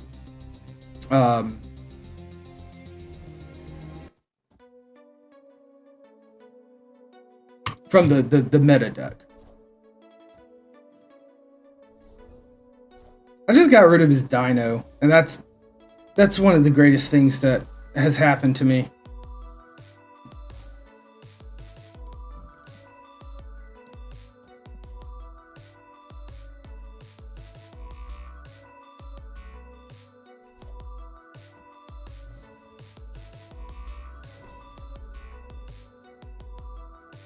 Yeah, no, I also feel that, Fibercross, right? There's all, like, Snap.fan has a feature for it where, like, you can select a card that you want to build around. I think Marvel Snap Zone, if you fill out your entire collection or if you upload it through the tracker, then you can, like, search through the deck listings. But, like, the bottom line, Fibercross, that I think really you're getting at, right, is that there is no HS replay, right? All of these decks that exist on Snap.fan, Marvel Snap Zone, all these other websites that are out there, they're good decks. They're hosted by the community, right? But where's the stats behind them? Where's the metrics behind them? We can't really see the stats and the metrics because it's all a very single slice of data. It's only the data that people have allotted to upload to their servers, right? So it's kind of hard to get a filtering option. And I haven't messed with it, but I think there is, Fibercross, I think there is, like, you know, kind of like the what you're saying with Untapped, you can see decks that you can make with the cards you have. Like, they have a feature of it, and I think some of the other ones have a feature, right? But it's hard to find a popular deck or a meta deck or something like that kind of pulls together, you know? But again, I would really highly encourage you to think about them as meta packages, right? I would, there are definitely decks out there. There are decks that exist, you know, but they're combinations of smaller units. I feel most decks are combinations of smaller units, and very often in Snap, because there's only 12 cards in your deck, right? Like, there's a good chance that you can find an equivalency, you know? Like Lockjaw just wants big cards. Well, the best big cards for Lockjaw are like Infinite, Giganto. You don't have Giganto. Well, you can put Hulk in, right? It's 2 power difference, it is. But then Hulk can also be played in any of the 3 locations as well, so you get a little bit of that flexibility. So there's probably some things that you can go about it. But I definitely feel, I definitely understand what you're getting at, Fibercross. It is very difficult to kind of like look and say, okay, here's a good deck. I can build this good deck. Go Hydrate. Thank you, Fibercross. Here's a good deck. I can build this good deck, and it's right there, and there's all the stats for it, because there's just not that kind of stats in the game right now, or in the third party systems. But you'll find it. All right, guys, we're going to take a quick BRB. Fibercross being so kind to remind me to hydrate. You know the deal around here. We're going to throw it over. We are going to run an ad break, but you're not missing anything. I'm just going to make some water, get some water, and stretch my legs. Yeah. Otherwise, you will be entertained by some clips that exist that you out there in chat have taken. Guys, we will be back not too much longer.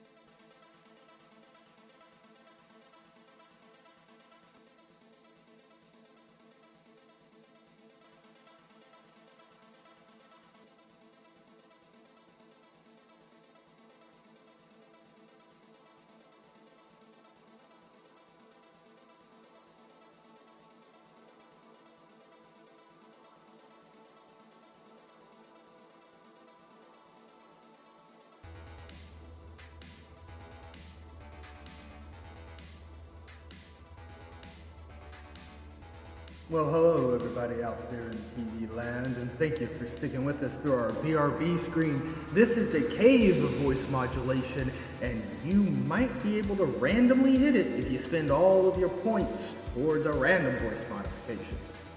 But we've got regular ones up and ready for us as well, and let's take a look at some Marvel Snap deck trackers, eh?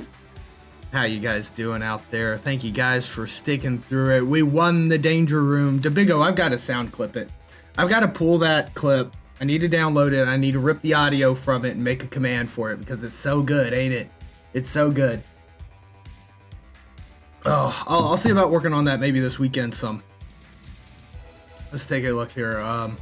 Play Marvel Snap. There it is. Let's see. Here it is. You said it out loud here. Nice, Gooey. Nice. Yeah, I'm gonna make that a. I'll make that a voice command or an audio command for sure. Let me see here for a second. I want to take a look at some things. How do I want to do this? I'd like to do a YouTube recording live on Twitch. I haven't done any YouTube content in a couple of months, and I like reviewing applications and things, and I think we've learned a lot about these deck trackers. We've got some interesting points, and maybe we could play 3 or 4 games really quickly and kind of highlight the way the trackers go and the way they work out. So let me just move a couple of things around here. Let's see here.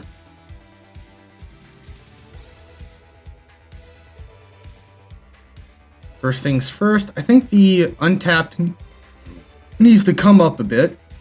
All right. There we go. And then we will end up. I don't want to get rid of all the overlays. All right. So I'm gonna hide chat because it's not because I want to hide chat from YouTube. I love you guys being in YouTube. I really do. But it's blocking the deck tracker from being seen. So let me just kind of fix that up a little bit. If you guys will bear with me. And I tell you what, we'll play a game. I can do 2 things at once. I can multitask. Surely I can multitask. My layout is getting excessively messy. Don't you guys worry about that. District decks. Dude, you're telling me. Look at my district decks, okay? Mr. RR Guns? Like, you want to talk about bad district decks plays. Unhelpful Yoda, you just bought Hella. Any good build you could share? No. I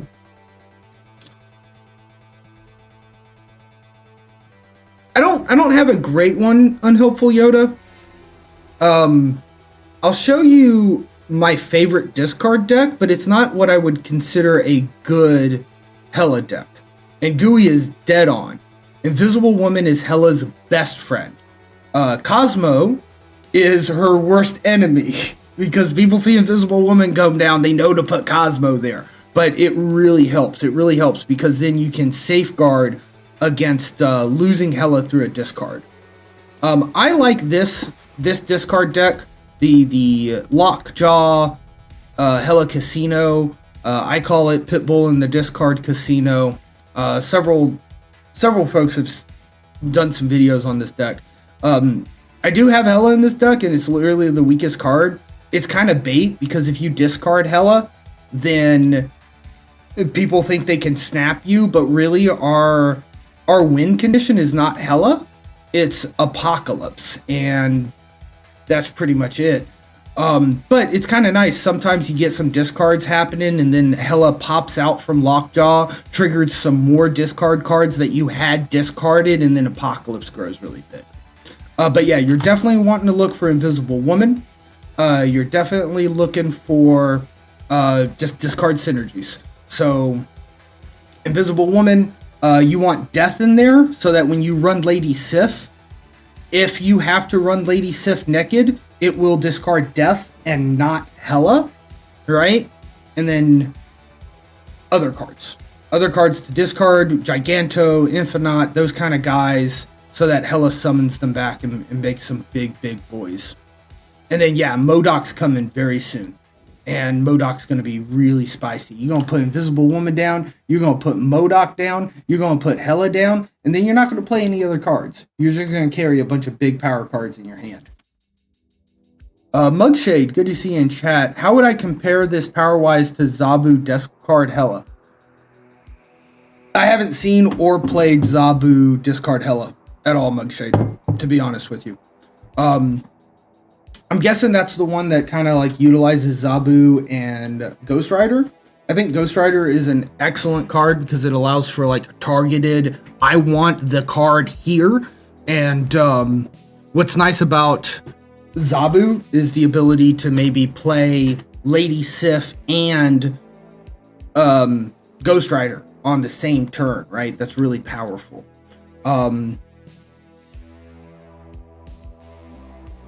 Probably the Zabu one might be more powerful because then you can also run like Shang-Chi, Enchantress, some tech cards, which we're not running in a Lockjaw deck because I don't really like running tech cards in a Lockjaw deck because they do the thing. You know, they pop out of Lockjaw and then it's like, well, I really needed to play that left. No, you know, I like to have control over those guys. Yeah, it's going to be super spicy next month, Yoda. I know, it's right around the corner. Season end is right around the corner. Okay, wait a second, timeout. So I like this, but I hate the idea of playing it all on the safe location. Silver Fox 007, good to see you in chat. We are comparing some deck trackers. I am trying to, I'm working a little bit here on the side. And we're gonna redo the stream layout just slightly so that we can get something going on. Yeah, it's a little over a week and a half. Unhelpful Yoda. This is our last week, so next week, like the next season week, it ends.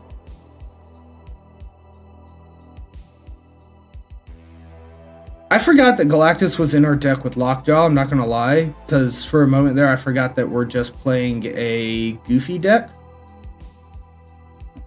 But that's okay.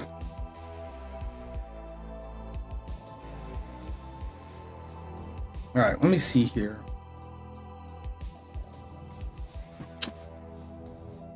I'm going to plop that. I'm going to plop that. Where's the other one? That one. All right. We can move Chavez out. That feels okay. Time Stone definitely kind of feels good, but I do want to get Thor down. So let's just get Thor down for right now. Yeah, 4 out of the 10 Series 4 cards and 2 of the ones dropping. So 2 of 6, and you don't have a dropping. So you have a third of a chance of getting a card that is dropping for your next guaranteed Series 4. Maybe I should wait. I don't know, Gooey. Maybe.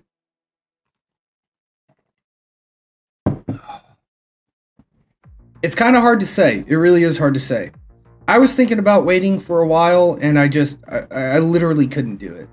I mean, it was...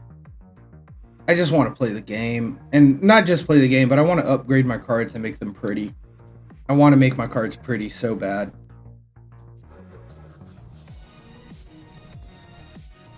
Alright. I only want to actually duplicate chat.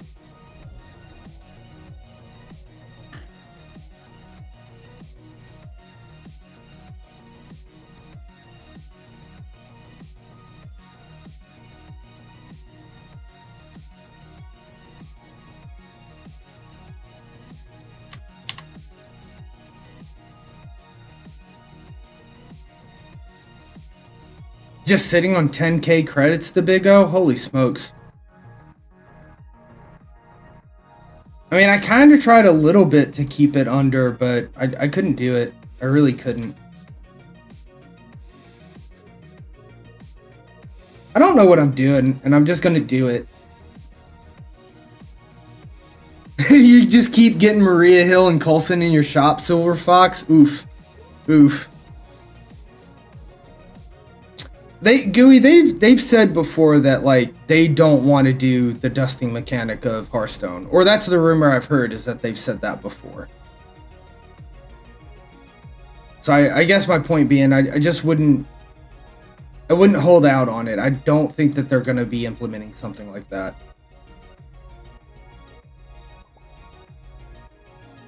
Oh, we won. Okay, cool.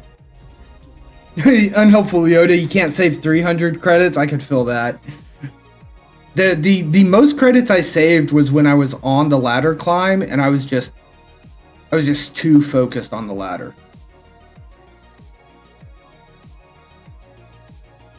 Oops. 6K tokens. I love sitting on tokens. Right? I just love the idea of sitting on tokens because there's going to be a card in like July that I super want. So I want to make sure I have the tokens for it.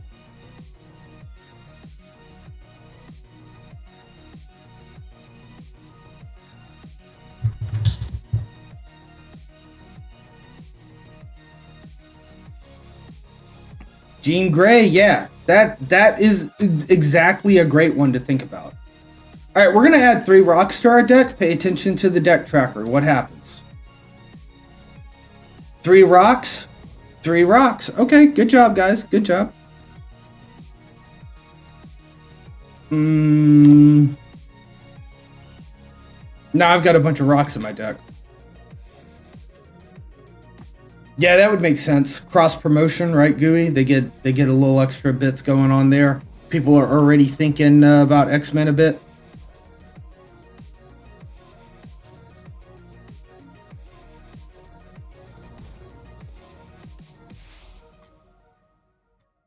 Okay.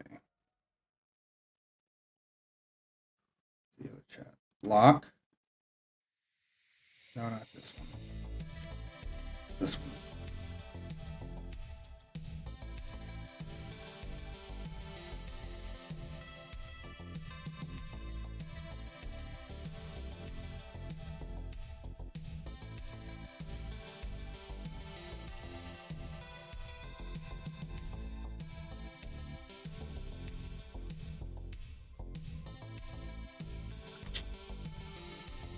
Oh, I guess we skip turn, get rid of the rocks, right?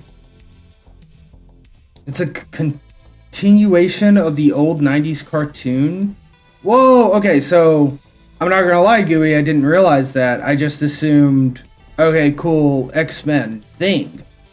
So is it a cartoon show as well? Or is it a movie that's continuing the storyline of the old cartoon?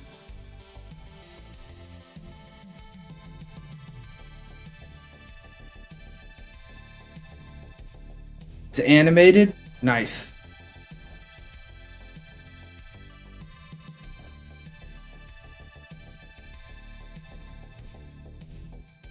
I have not seen all of the old animated cartoon. I've seen some of it, but I have to, like, regretfully say I have not seen all of them.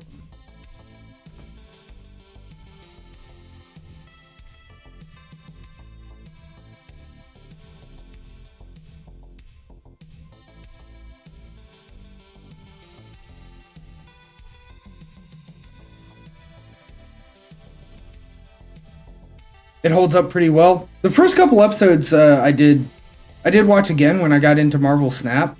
We are losing some FPS. What has happened? All right, it popped back up. Sorry about that, chat. But it did hold up the first couple bits, because a lot of the early cards you get are actually like explained in the first couple episodes of the old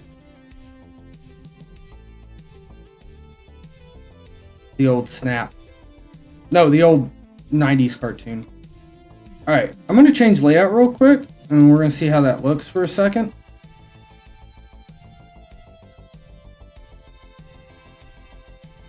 Spider-Man has multiple... Spider-Man would always beat up Wolverine. Wolverine stands 0 gens against Spider-Man.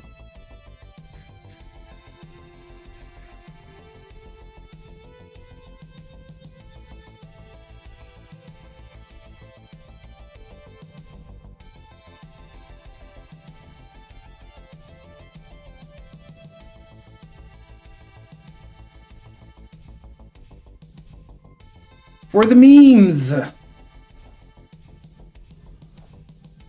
Both in comics and in several X-Men at once. That's nutty. Alright, let me see here real quick. You felt sorry for Wolverine? I could feel that, Dibigo. Alright, I am gonna move. Whoa, my first time ever seeing Shauna, chat. Check it out. Very cool. I mean, they beat us. They were gonna beat us. We were Galactus. Never seen before. Alright, now I see where chat is. I'm gonna move chat a little bit for this layout.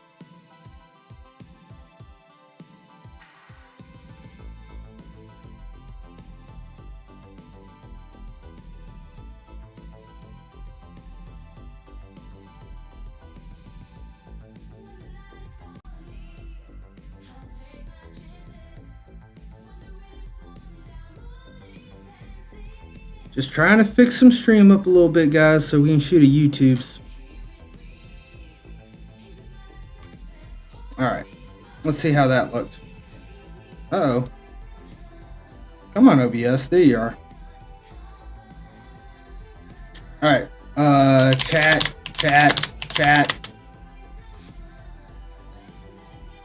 Okay, that works out. I like that. I think that works out really well. We can just kind of sit over to here. They had all the old school villains too, like Blob. I almost forgot about Blob. Wait, isn't Blob like a leaked card? Is that right? Am I imagining that? Yeah, he is. Okay. Yeah, nothing can move from this location. He's been data mined. Bad Colossus, basically. Nice.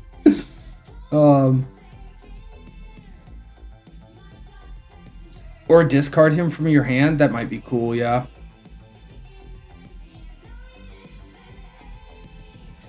Alright, now let's see here.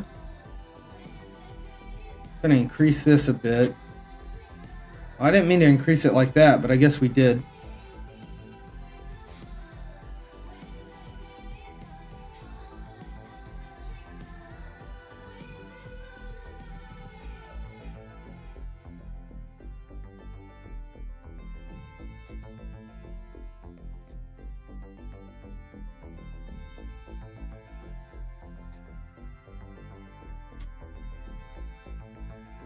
There we go.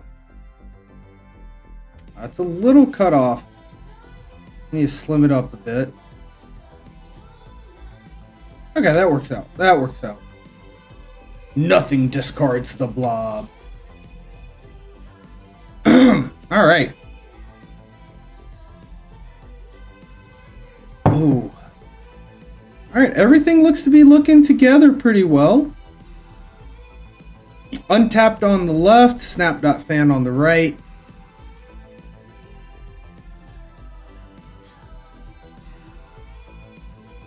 Interesting.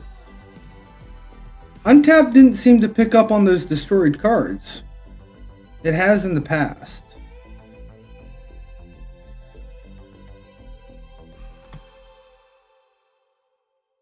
I definitely want a time stone, and I guess we need to do a little space stoning.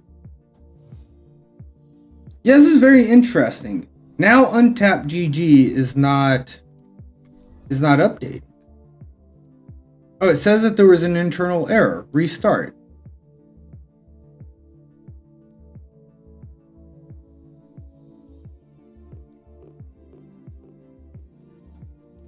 Okay, cool. Now it's back up. Do I enjoy Thanos decks? That's the next card you're aiming for in the shop. A Silver Fox I have. I thought I would enjoy Galactus more than Thanos. I think Thanos might be like more competitive, honestly. And might be able to win more cubes. But I have really enjoyed Thanos so far. It's a lot of fun to play. I don't know if it's going to get you the most cubes. I don't know if it's the most competitive because I haven't tried climbing with it or anything. I've just been playing around with it, and it's fun. It's fun. I have fun with it. The Big O also having fun with Thanos. And the thing is like you never pull off Thanos. You never put Thanos and Power Stone down. I've done it one time, and won the game once with it. But these stones are just so powerful. Like without, fully without Thanos involved. And I say all this, we might get Thanos down this game. Weasel, good to see you in chat, bud. It's going well. We're checking out the deck trackers. Checking out the two different deck trackers. We've got Untapped behind us, and over there to the right is Snap.fan. Soulstone, 1 out of 5, draw a card. Like, okay, yeah. D-Money climbed to infinite with Lockjaw Thanos. Nice. D-Money, not just a streamer, but an excellent rapper. If you guys haven't heard his song about Leader, I recommend you go check it out. Just search D-Money Leader, and I'm sure you'll find it. You like Untapped better? It feels cleaner. Yeah. So I gotta say, this is so nice. Like the ability to kind of pop it in and out. I agree with that, Weasel. Feels very clean.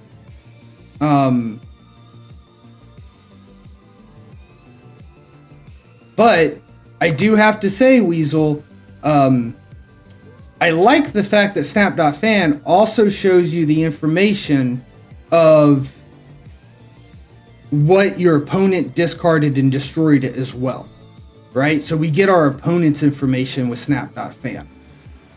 What you'll also notice though, right, is, do we have any cards in our deck? We have one card in our deck, and it's Shang-Chi, but for some reason Shang-Chi is not highlighted on Snap.fan. They're both really early, right? Like this is just the first week. I think I'm definitely going to be using Untapped in order for like stream and for the stream layout. But I like how Snap.fan has all your deck information up at the top as well for the past 24 hours of this deck. So I feel like right now Snap.fan is better for the, how do I put this? The sweaty players, the folks who just want to get really sweaty on ladder. But I do have to agree, Untapped is very clean. It feels very good. And it's just going to get better. Both of these are just going to get better. Yeah, Snap.fan's going to say opponent discarded, right? Mystique and Iron Man, opponent destroyed 4 rocks. We destroyed on our side 4 rocks and 3 stones. We did add a Soul Stone to the deck, and we had, we discarded a Shang-Chi. So that's why Shang-Chi was not in Snap.fan's tracker at the top, but was in, I don't know why it was actually in Untapped. You'll also notice, Weasel, that the Snap.fan updates faster. It will actually show you the effects of your gameplay before it shows up on the screen. Whereas Untapped stays more in line with the animations as they actually show up. Nathaniel Richard, good to see you in chat, bud. Hello.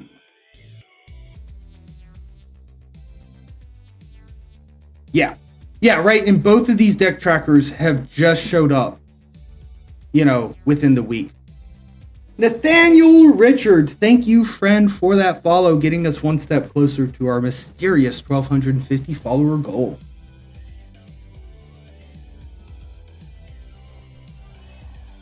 Oh, the Untapped was in Egg's chat asking for input. That is really cool. It's really cool that they're getting community feedback for sure.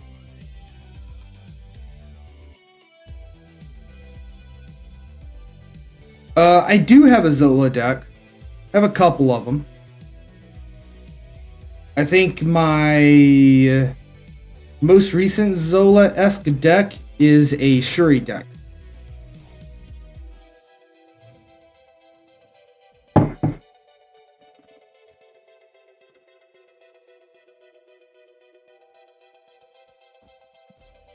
And then I did try a ramp Zola null deck once, and that was really interesting.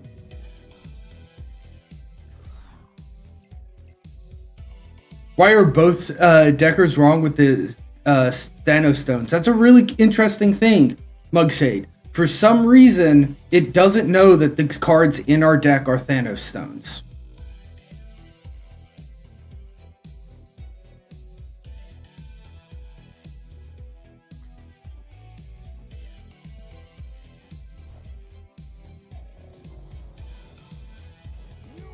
It's going to literally take all day. Holy smokes. And see, you've got plural accounts, Debigo. Not just one account, plural. It's good you're excited for it, though, for sure. Even if it is going to take a while. What am I doing here? I think I'm playing Death and Power and Hood. And then giving them a bunch of cards. Any replacement for Shuri? I don't know. We'll take a look at it, Nathaniel, for a little bit. I'll open up the collection. Kiko Man, yes, we've got both new deck trackers. We've got Untapped above us, and we have Snap.fan over to the right.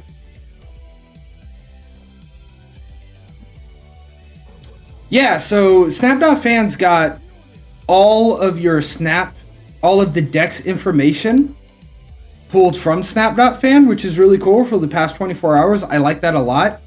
And Snap.fan will show you the opponent's destroyed cards. One thing that we have noticed on Untapped is if your opponent pulls a card out of your deck with Cable, for instance, it will say removed from deck ?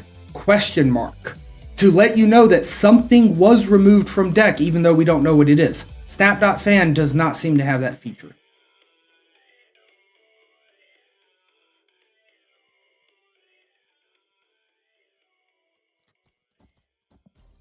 I think we lose this, but that's okay. And there's been some other interesting differences as well.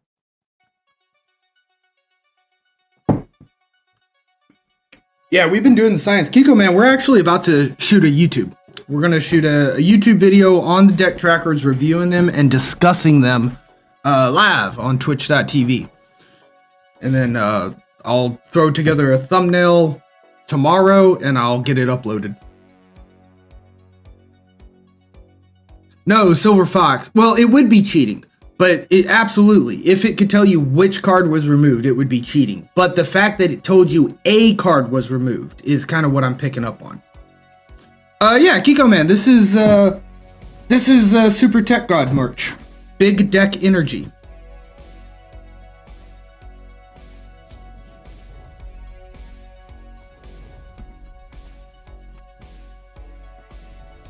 Yeah, we lost that pretty strong, for sure. Yeah, he's got some pretty good merch. He's got one that says, hello, my name's Ken, I'm not a bot. And then Thick Invisible Woman. I've got that as well in a hoodie, in a sweatshirt. Focus in, camera. Hello. All right, I want to see something. What happens to the trackers if we close Snap? That's not how I meant to even attempt to close Snap.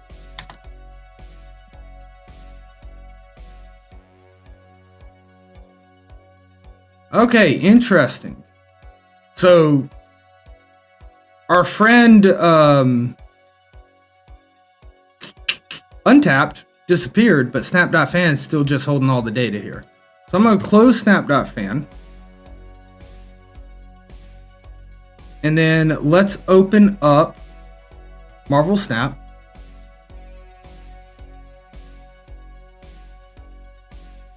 Okay, so it looks like that immediately opened both deck trackers, actually. Very nice.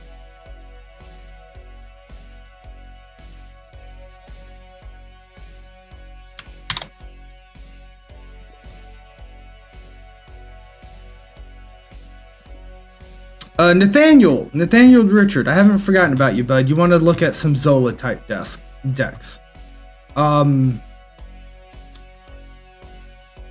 What is it? Which one is it? Shuri's bad. Alright, so Nathaniel, this is the deck. I did use this deck a little bit to climb towards infinite. Some of this season I used this deck. Your big line here, right, for Zola without Shuri, you're looking Black Panther into Zola. If you don't have Shuri, right, you could try replacing her with Wong. So you lay down Wong, then you lay down Black Panther. Now Black Panther is a 16 power card. Then you put Zola on that lane. Zola's either going to hit Black Panther first because Zola's effect's going to happen twice. If it hits Black Panther first, that's 2 32 power Black Panthers, and then Wong goes over for a total of 34 power in the other two lanes. If you hit Wong first, then you get 64 power Black Panthers for a total of 66 in the other two lanes. To be honest with you, I don't know, like, if you take Shuri out of this, you probably are also looking at taking like Red Skull out, maybe Arrow as well. So it's a little difficult, but a very strong Zola line is Wong, Black Panther, Zola. So yeah, not a great one where I can just tell you like replace Shuri, because this deck is built around Shuri. But there's to highlight an example of a Zola line. And then, you know, Zola can also just be good for some other shenanigans, but I think the Black Panther Zola combo is one of the strongest that's out there. You just got that Black Panther? Oh yeah. I'm waiting for a full Dan Hip deck too. I saw this in the shop, I had to pick it up. And I've got the black sparkles or whatever they're called as well, like the little glitters coming off. Oh, so good, so good.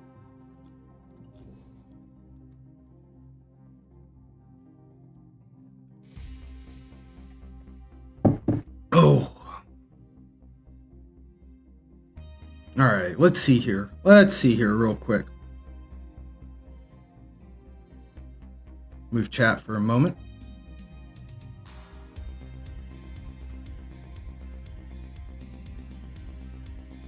And then just chatting. I just want one moment here.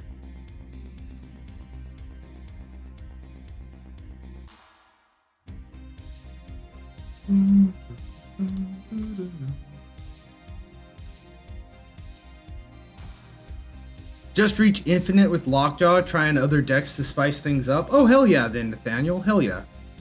I played Lockjaw a bit to get to infinite as well, for sure. Alright. Guys, we're going to shoot a live YT, a live YouTube. That's right, we're going to analyze these decks a little, these deck trackers a little bit. We're going to make a quick and dirty, no edit YouTube content. So feel free to do whatever the hell you want, because this is live on twitch.tv. And that's where we have the more fun at anyway. But I do kind of want to get some information out there in a video recorded format. You know, about these deck trackers now that they're really new and young. So we'll take it, we'll figure it out as we go, I feel. All right. I just realized the way that I want to get this started is actually through my command center, not through chat. Apologies. All right. All right, we are ready. 3, 2.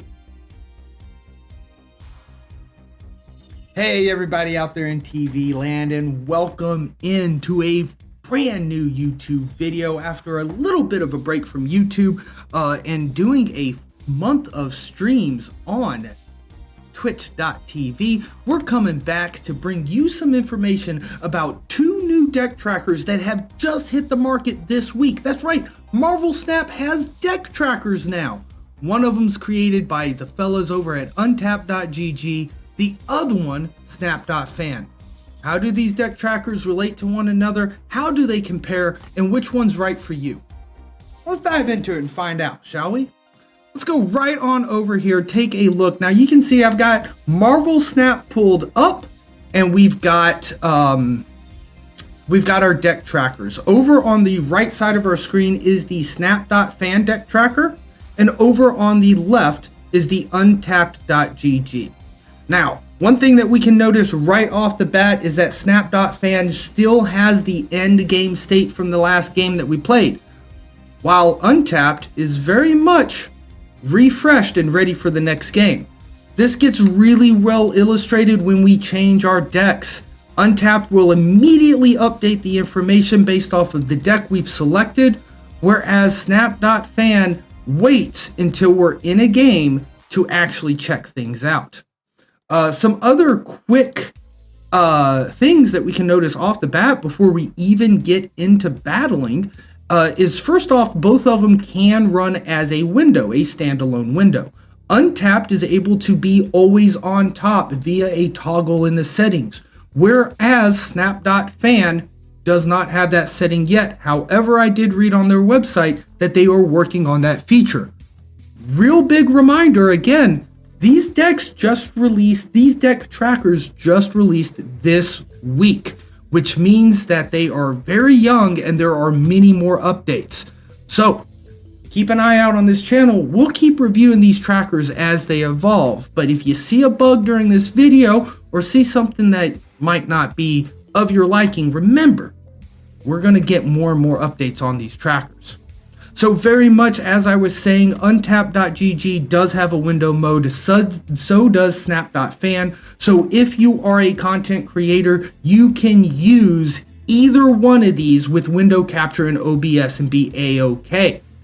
However, Snap.fan does not have an always on top mode, so you're going to want to look into utilizing an auto hotkey script or similar to force it to always be on top.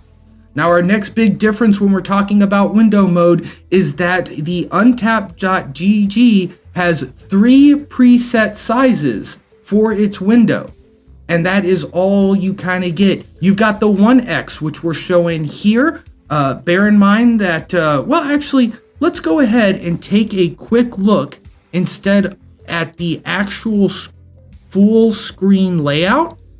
There we go, guys. This is the full screen layout, and you can kind of see how they are lined up on my display. And Untapped.gg both has a window mode, right? The little window, which OBS is, I'm using that to capture, but it also has an overlay. Snap.fan is only a window mode. They do not have an overlay like Untapped does. However, again, Untapped only has 3 selectable sizes for window. 1x, 1.5x, and the monstrous 2x. Whereas Snap.fan is a fully customizable window, just like any other Windows application, allowing you to position and size that any way that you would like. And you know, as you do that, you do get the scroll bars. So if you want to go and make it really short, you can go ahead and scroll through it as you need. Those are kind of the big off the bat differences that we can take into account by looking at these 2 deck trackers without even opening up a game. So let's get into it. I've got a deck here that's built just for checking out the trackers. I don't think this is a competitive deck at all. Now you can see Snap.fan has figured out we are in a game and has populated. Now, first off the bat, added to deck 5 random cards. That's right, guys, we're playing Thanos, and the deck trackers do not know what those random mystery cards are in our decks. They don't realize that they're stones. However, hopefully we'll be able to see some interesting pieces here in reference to what it can see. And here we have Vibranium Mines. So we know that we had stones added to our deck, but the deck tracker couldn't figure those out, either one. But what if we put Vibranium in our deck? We should see 3 of them added to deck, right? Sure enough, there they are. Now, you can see again, these are kind of new applications. It does look like, oh no, there it is. Both of them having 2 Vibranium in our deck, because we did pull a Vibranium. We'll do that move again, and you'll be able to see the difference in update times between the 2 applications. Snap.fan updates immediately when it can get that information, while Untapped GG, which I think is better for content creators, stays in line with the animations, and so it doesn't reveal information any earlier than Marvel Snap does itself.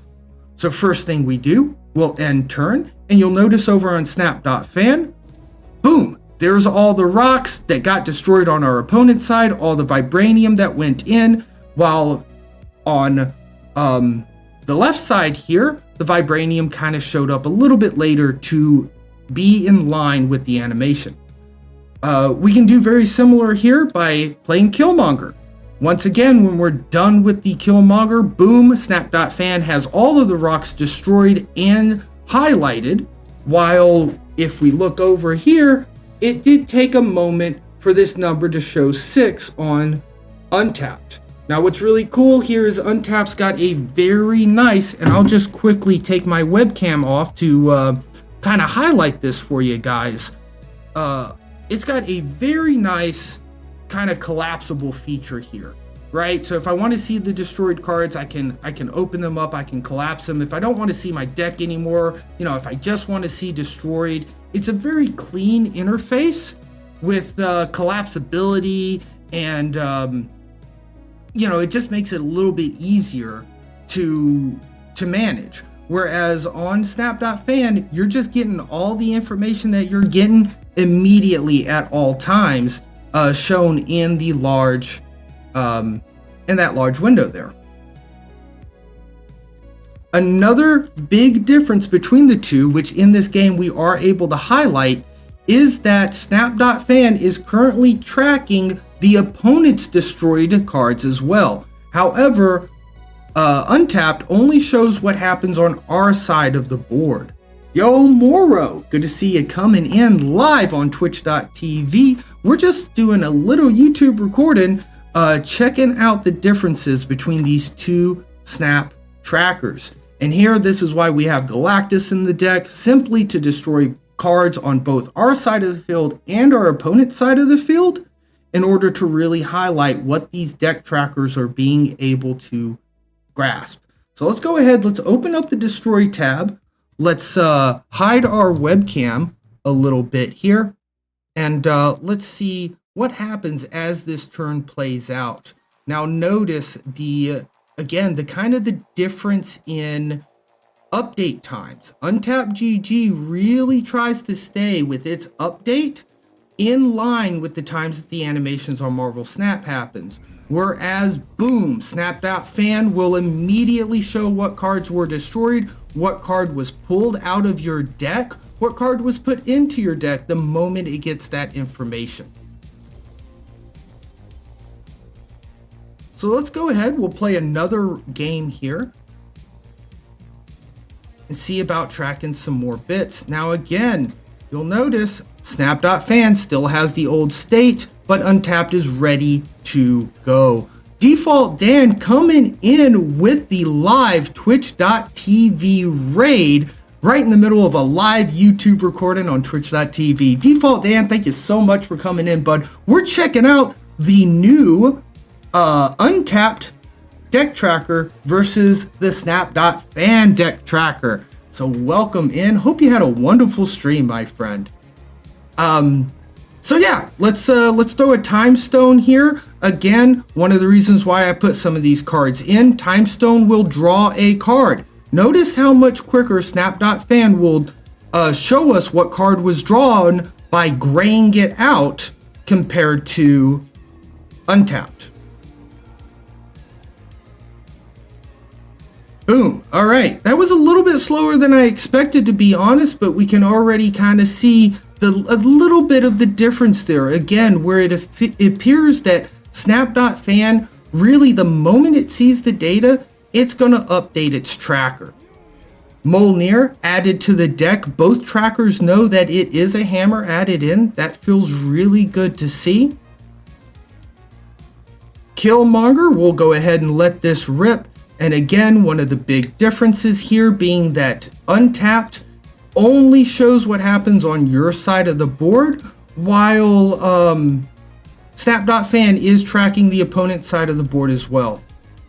You can kind of see again those things pop in at different rates for both of the different applications. We'll throw down Death here. Again, we'll utilize some stones to initiate some draws from our deck. And we'll see if I can call out by watching Snap.fan what card we're drawing before it actually shows up on Marvel Snap. Alright. It looks like it was one of the stones. Oh, it was Lockjaw. Okay. I didn't notice the Lockjaw become unhighlighted. This is an excellent moment to show off here that Lockjaw, well, okay, wait a second. Let's put Lockjaw down. We'll put Lockjaw on right, and then we'll play Black Bolt into Lockjaw. And what we'll see in both trackers, if I remember correctly, is that Lockjaw will then become ungrayed out, representing that Lockjaw is indeed back in our deck. Also, we'll get the opportunity to show off that Snap.fan does track our opponent's discards as well by utilizing Black Bolt and discarding one of our opponent's cards. Another really big difference here that I'm going to take a moment here to highlight is that Untapped will show you when a card is removed from your deck. Now, obviously, it can't tell you what card was removed from your deck because we don't know that. But if Cable is played, a new section in the deck spot will show up and say cards removed from deck or removed from deck. And it will show a little mystery card, giving you a visual icon in case you looked away that yes, a Cable or other card did activate and removed one of your cards, though we don't know what it is. Snap.fan currently doesn't have a way to show that a card was removed from your deck. But again, a big power to Snap.fan is seeing that our opponent gets a discarded card as well, and that card is Lizard.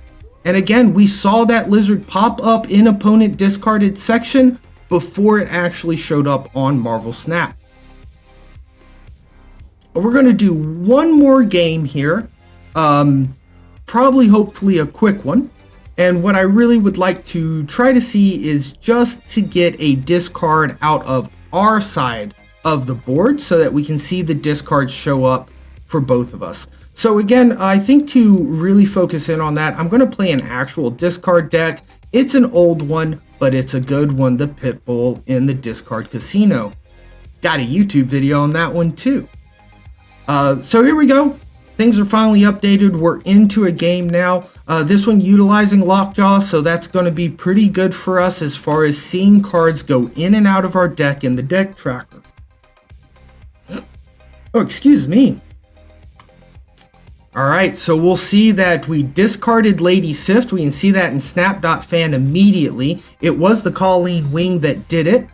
And you can kind of see in both trackers, Swarm is in our deck being very much highlighted. And Colleen Wing came back out as a grayed out card. We're going to skip here. We're going to destroy our rocks with the Collapsed Mind, a brand new location that came out the same week that our deck trackers came out. By skipping a location, we destroy cards on our side of the board, all of our rocks, and we can see in both trackers that they are destroyed on our side.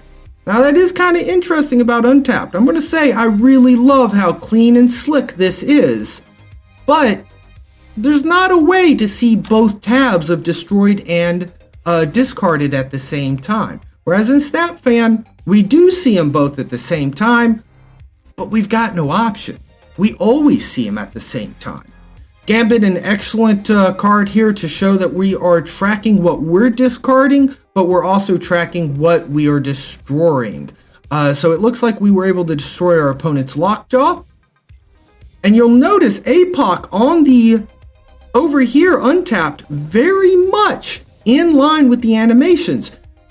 APOC was discarded, he showed up and discarded, then he went back in hand, he disappeared from discarded. Whereas Snap.fan, you didn't even notice.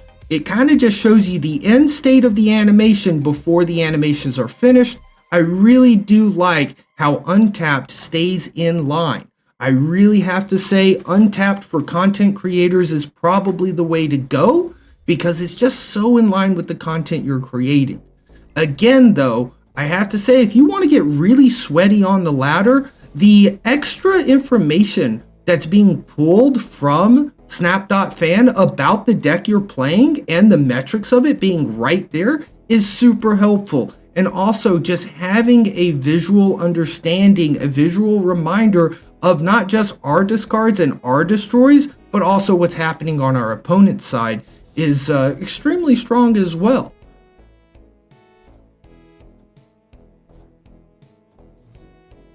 And then we'll go ahead, end this game out, see if we can't win it with a big old APOC. Our opponent retreated, and there you go. There you go. So I think those are all the major points between the deck trackers that I could highlight and show off live to you from Twitch.tv as we record into a YouTube channel. What did you guys think? Is there any major differences, any major features that I forgot to announce? Anything like the cable feature where Untapped will tell you that a mystery card was removed from your deck, but Snap.fan doesn't have that built in yet. How do you guys like these deck trackers? Are you going to go pick them up? Are you going to use them? Is one better than the other? You let me know down in the comments. Hit the thumbs up button and don't forget to hit that subscribe and bell notification icon.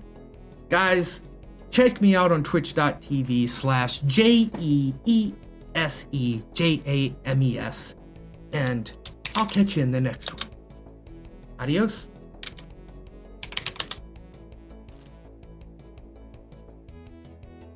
All right, there we go, guys.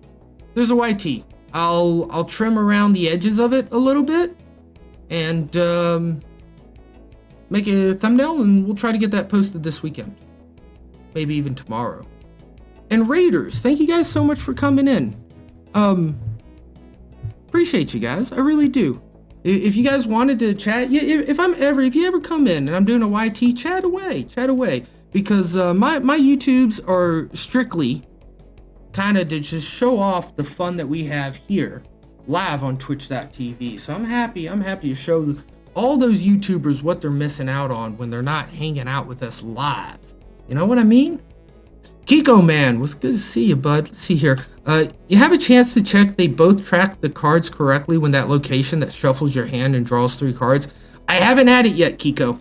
I have not had it yet. Stone, good to see you in chat, bud. Thank you.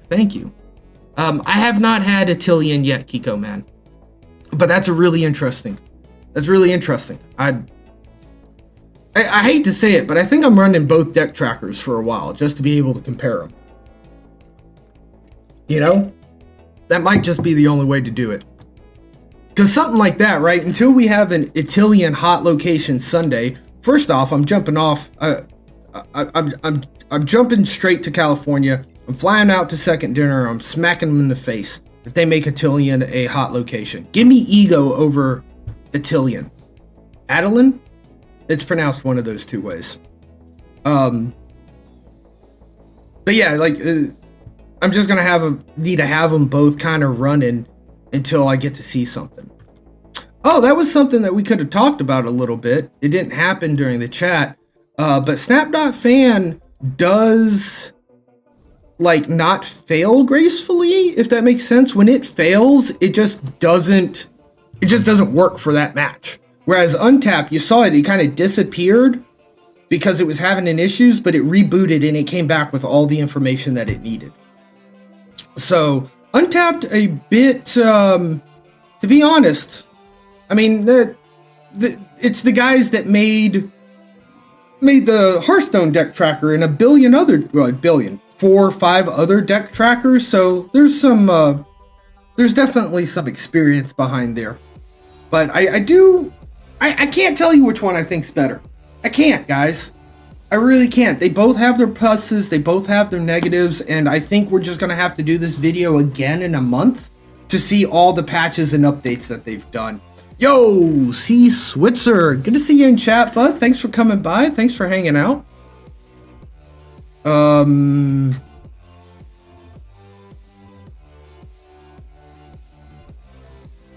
can't play in Flooded because that already happened. Okay. Not really paying attention. But yeah, good to see you in chat, C Switzers. We were just trying out the two different deck trackers and how they run together.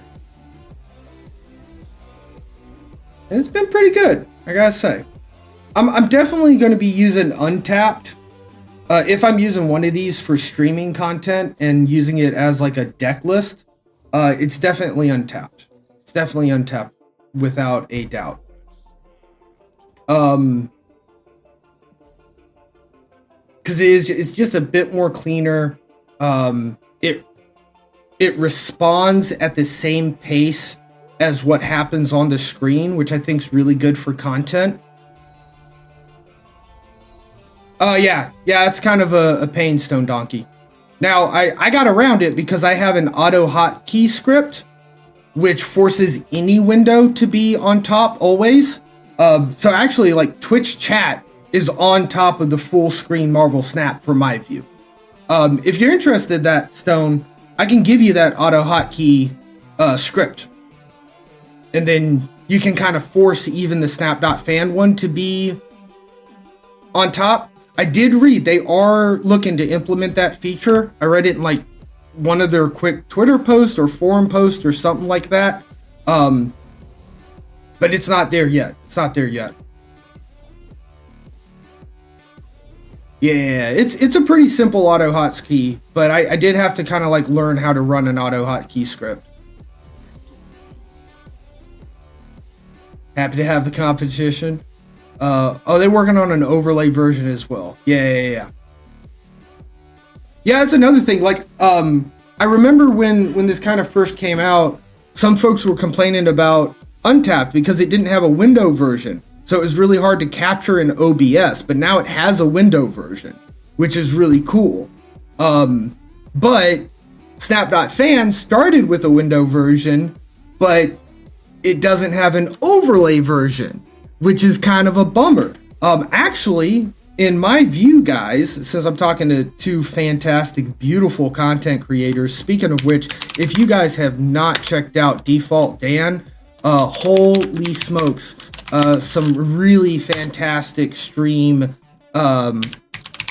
transitions and just effects over on that channel. Some really, really fantastic channel point redemptions. Let me get that shout out to you, Default Dan. Guys, give him a follow. He's also occasionally runs Chat Plays Snap. And that's not the colloquial term for it. Twitch Plays Snap.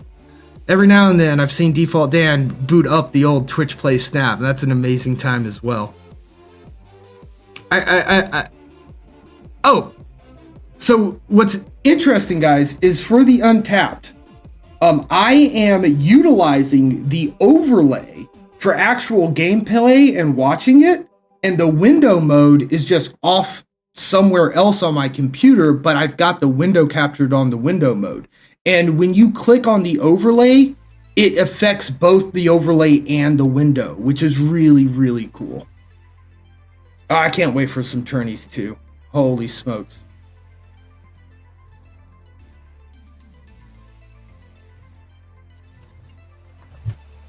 A 24/7 Twitch Plays Snap? Oh my goodness. Got to clean off the second computer, get it working, all set up. Oh my goodness. Damn, that's insane. I was hanging out in Val's chat, and he seemed to think that maybe the crowd control guys might be interested in that, because there might be a way to like do some like auto snap, auto end turn stuff with crowd control coins based off of what Twitch Plays has figured out. I don't know how much that actually works though, because when you think about a lot of crowd control games, it's like, first one, Legend of Zelda, that's what Val was playing, right? Like you can add heart pieces, you can take away heart pieces, you can invert the controls, you know. I don't know if Snap really works that well with it, but it was an idea all the same.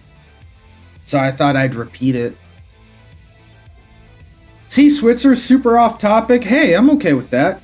Some controversy on Marvel Snap not being as free to play as they make it seem. just want to get your perspective on it, and also wonder how much you spent money-wise to get where you are right now. I chuckle because I don't know how much I've spent money-wise, C-Switchers. Yeah, snapping and retreating, maybe ending turn immediately on you, that stuff would work out, but I don't know what else you could do with crowd control, other than those few things. So it might not be enough, you know? But C-Switcher, I don't know how much money I've spent. That is by design of me not paying attention. Let's say on average I spend $200 a month. Some months I've spent more. I'm trying to spend less now. Default Dan, probably 2K if you had to guess on your side. Holy smokes. You're full, like you're literally full collection or damn near close, right? I'm definitely not that much. I'm definitely in a couple of hundreds. I might be at a K. I might be at $1,000 actually. God, I don't like to think about that, C-Switcher. We're not going to talk about how much money I've spent on this game again. That's the last time that happens on this channel. It's not being as free to play as they make it seem, and you just want to get my perspective on it. I've toned down on this perspective a little bit, C-Switcher, because oh gosh, you're only missing Shauna and Dazzler, and that's just a matter of them showing up at this point by random chance. Once they show up, you're probably good to go. I used to hold a point, and I used to say, and I was trying to coin a term, and some people kind of didn't sit well with them, you know? And that's okay, but I'm going to say it here. I think Snap is pay to lose. That's right. Let me make my case. The way that the Marvel Snap collection system and acquisition works is that it feeds cards to you in a slow manner. This way you can ramp up, you can learn the cards, and you can understand these cards. You can gain experience with these cards. You can play and you can experiment with these cards at a pace. The same pace that everybody else is learning and experiencing the cards. As which the new player experience and onboarding of this game kind of coincide as everybody grows and collects their collections together. Now, what happens when you pay for this game? Well, you get access to cards quicker. You jump to the front of the line for the new cards that you want. You, collect 5, 6, 10 cards at once because you have 250 collection levels. What have you done? You have handicapped yourself. You have now started playing because of the way that matchmaking works, and I don't know 100% the 100 10,000 rules on how matchmaking works, but to a certain degree, you have now collected a bunch more cards, and Marvel Snap matchmaking goes, oh, you have a bunch of new cards. You have a bunch of cards. You have 50 cards. I need to match you against people who have 50 cards. The free-to-play player who got those cards at what at times feels like a slow, painful drip. Let's be real. But at a prescribed pace of just playing the game, they get a new card not because they paid money, not because they jumped in front of the line, but because they gained experience and playtime with their other cards. So if you're paying and you're jumping up to the head of the game, you're losing out on knowledge. You are losing out on knowledge of the other cards, knowledge of the other decks that your opponents could be playing, and that knowledge is truly power. Now, you can make up that knowledge by watching streams, by doing research, whatever it may be, right? But think about the overwhelming, crushing anxiety that it is to think about playing something like Magic the Gathering, the oldest trading card game that I can think of. If you were to go and play, now they got seasons, they got collections, right? But you go and you play, anyone can come up against you, right? You don't need to know 50 cards. You don't need to know 25 cards. You need to know 500, 600, whatever the number is, but you need to know a lot of cards right at once. And it's hard to know that. right? And it's hard to know what decks to build together and what decks to pull together and what decks do well against each other. So that's my thought on it, is that it's definitely not pay to win.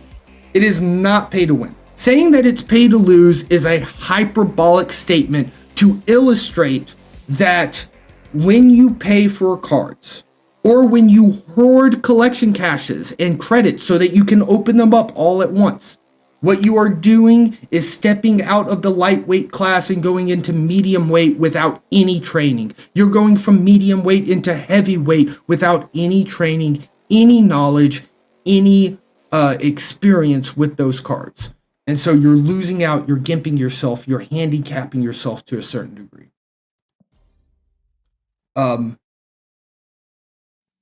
Yeah. Having a full collection, way different thing from being able to play and be competitive. Most all of the tech cards, all of the cards that shut down problems, are collected very early in the collection level. Stone Donkey hates the new release methods they have. It's virtually no excitement for new cards. I have to agree with that, Stone Donkey. You kind of have to just let go of it, right? You have to say, okay, I'm not going to have all the cards, or I'm going to spend a shit ton of money to have all the cards, but I'm away from it. I'm away from it, and I'm not excited. I'm not chasing that dragon anymore. Yeah, new players actually in a far better spot than beta players, because you can kind of get Series 4 and 5 while still opening the Series 3. So, and I actually think that's a good slingshot mechanic, you know? Like, they're going to have to figure out more slingshot mechanics, because right now there's less than 200 cards in the game, right? So this slow drip happens. In 2-3 years, there might be 300, 400 cards, 500 cards in the game. If it's at the same slow drip of the acquisition model that it is right now, acquisition, yeah, I said it that way, then it's going to be even more of a grind, even slower, and the unsurmountable task of collecting all the cards is going to be even more unsurmountable and soul crushing.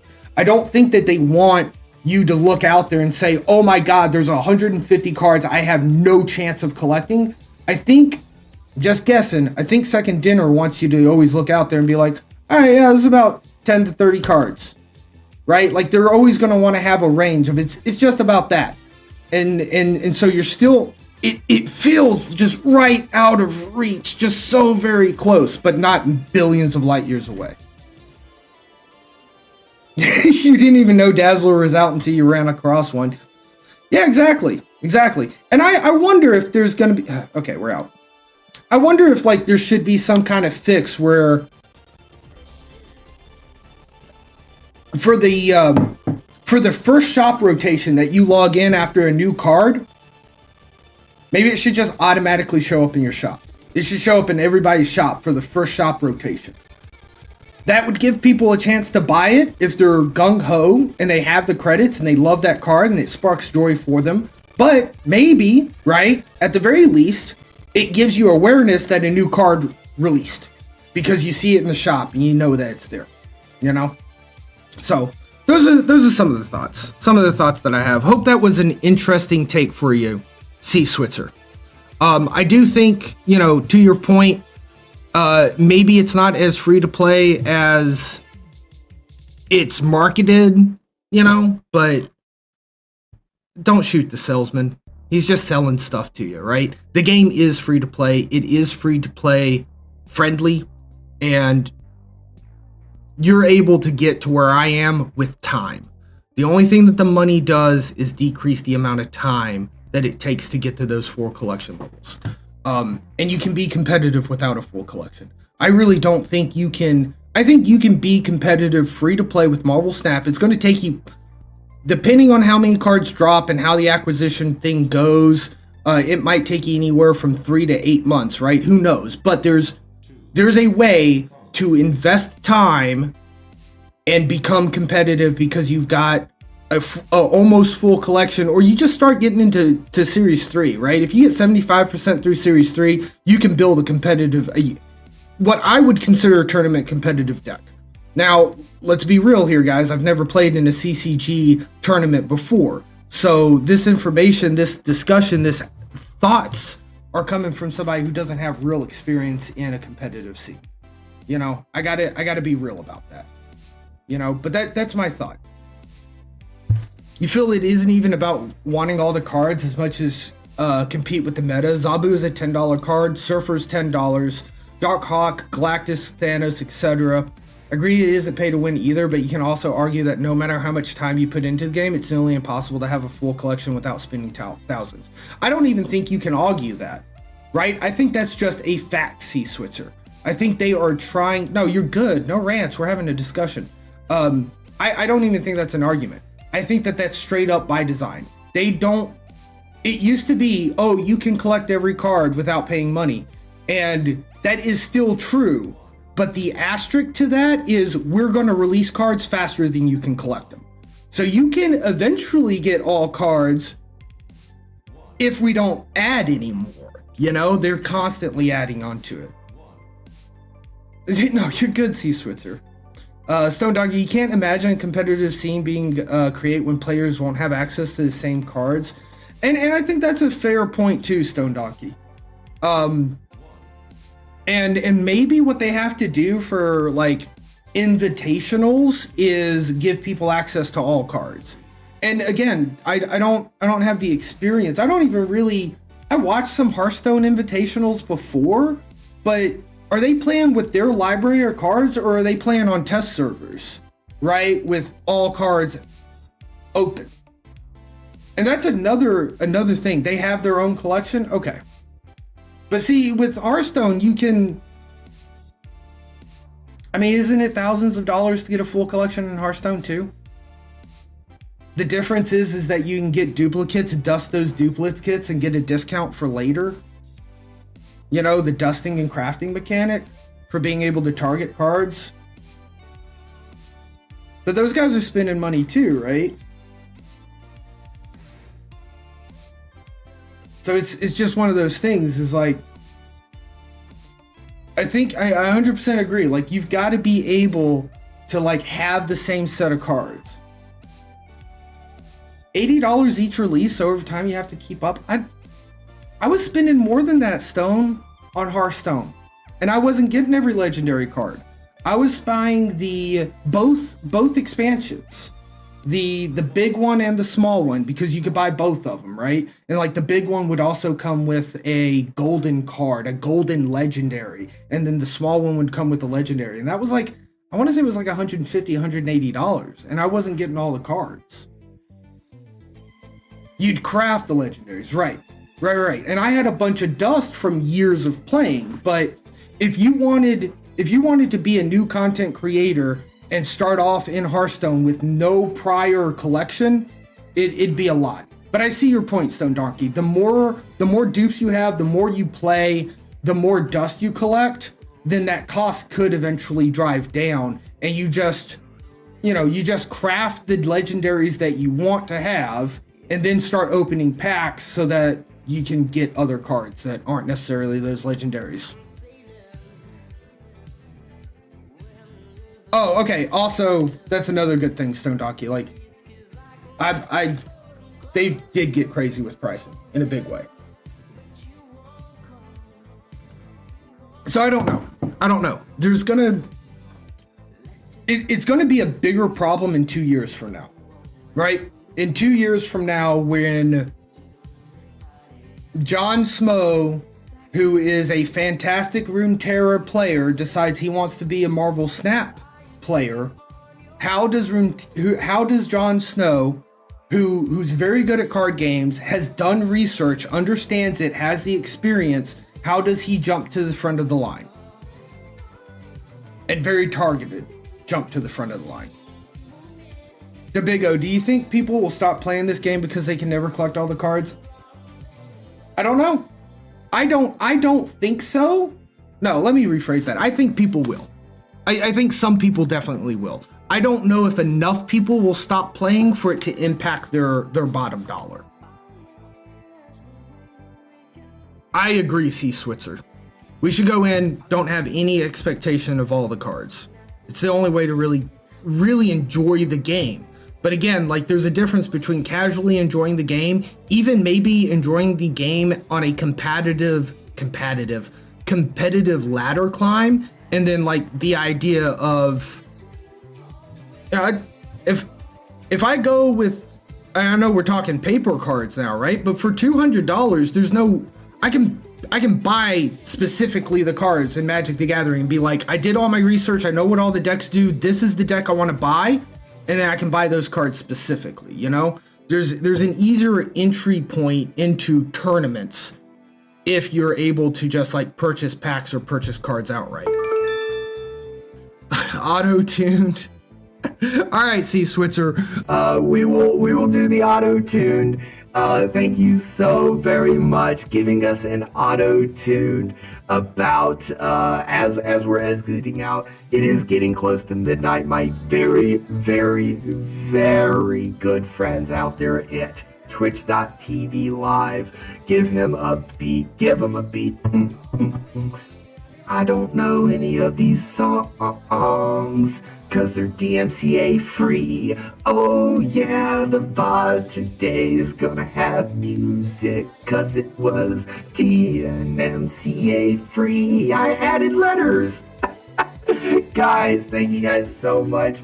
You know how it is. Marvel Snap is a shit ton of fun, but it's more fun when I get to play it with you guys here on Twitch. We're gonna hop over to the credit scene. We're gonna run those credits. We're gonna find somebody to raid.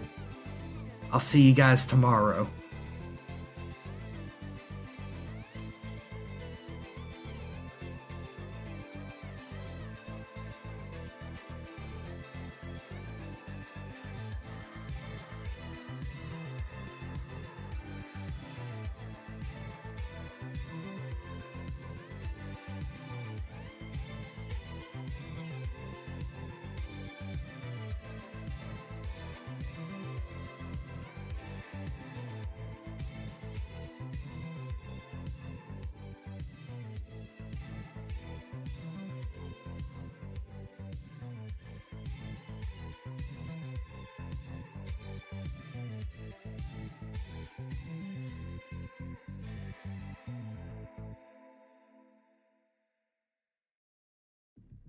There are three basic types, Mr. Pizer: the wills, the won'ts, and the can'ts. The wills accomplish everything, the won'ts oppose everything, and the can'ts won't try anything. Well, do us all a favor, Vincent, and try to be a can't, especially where that monster's concerned. We need you, not another corkscrew. Hey,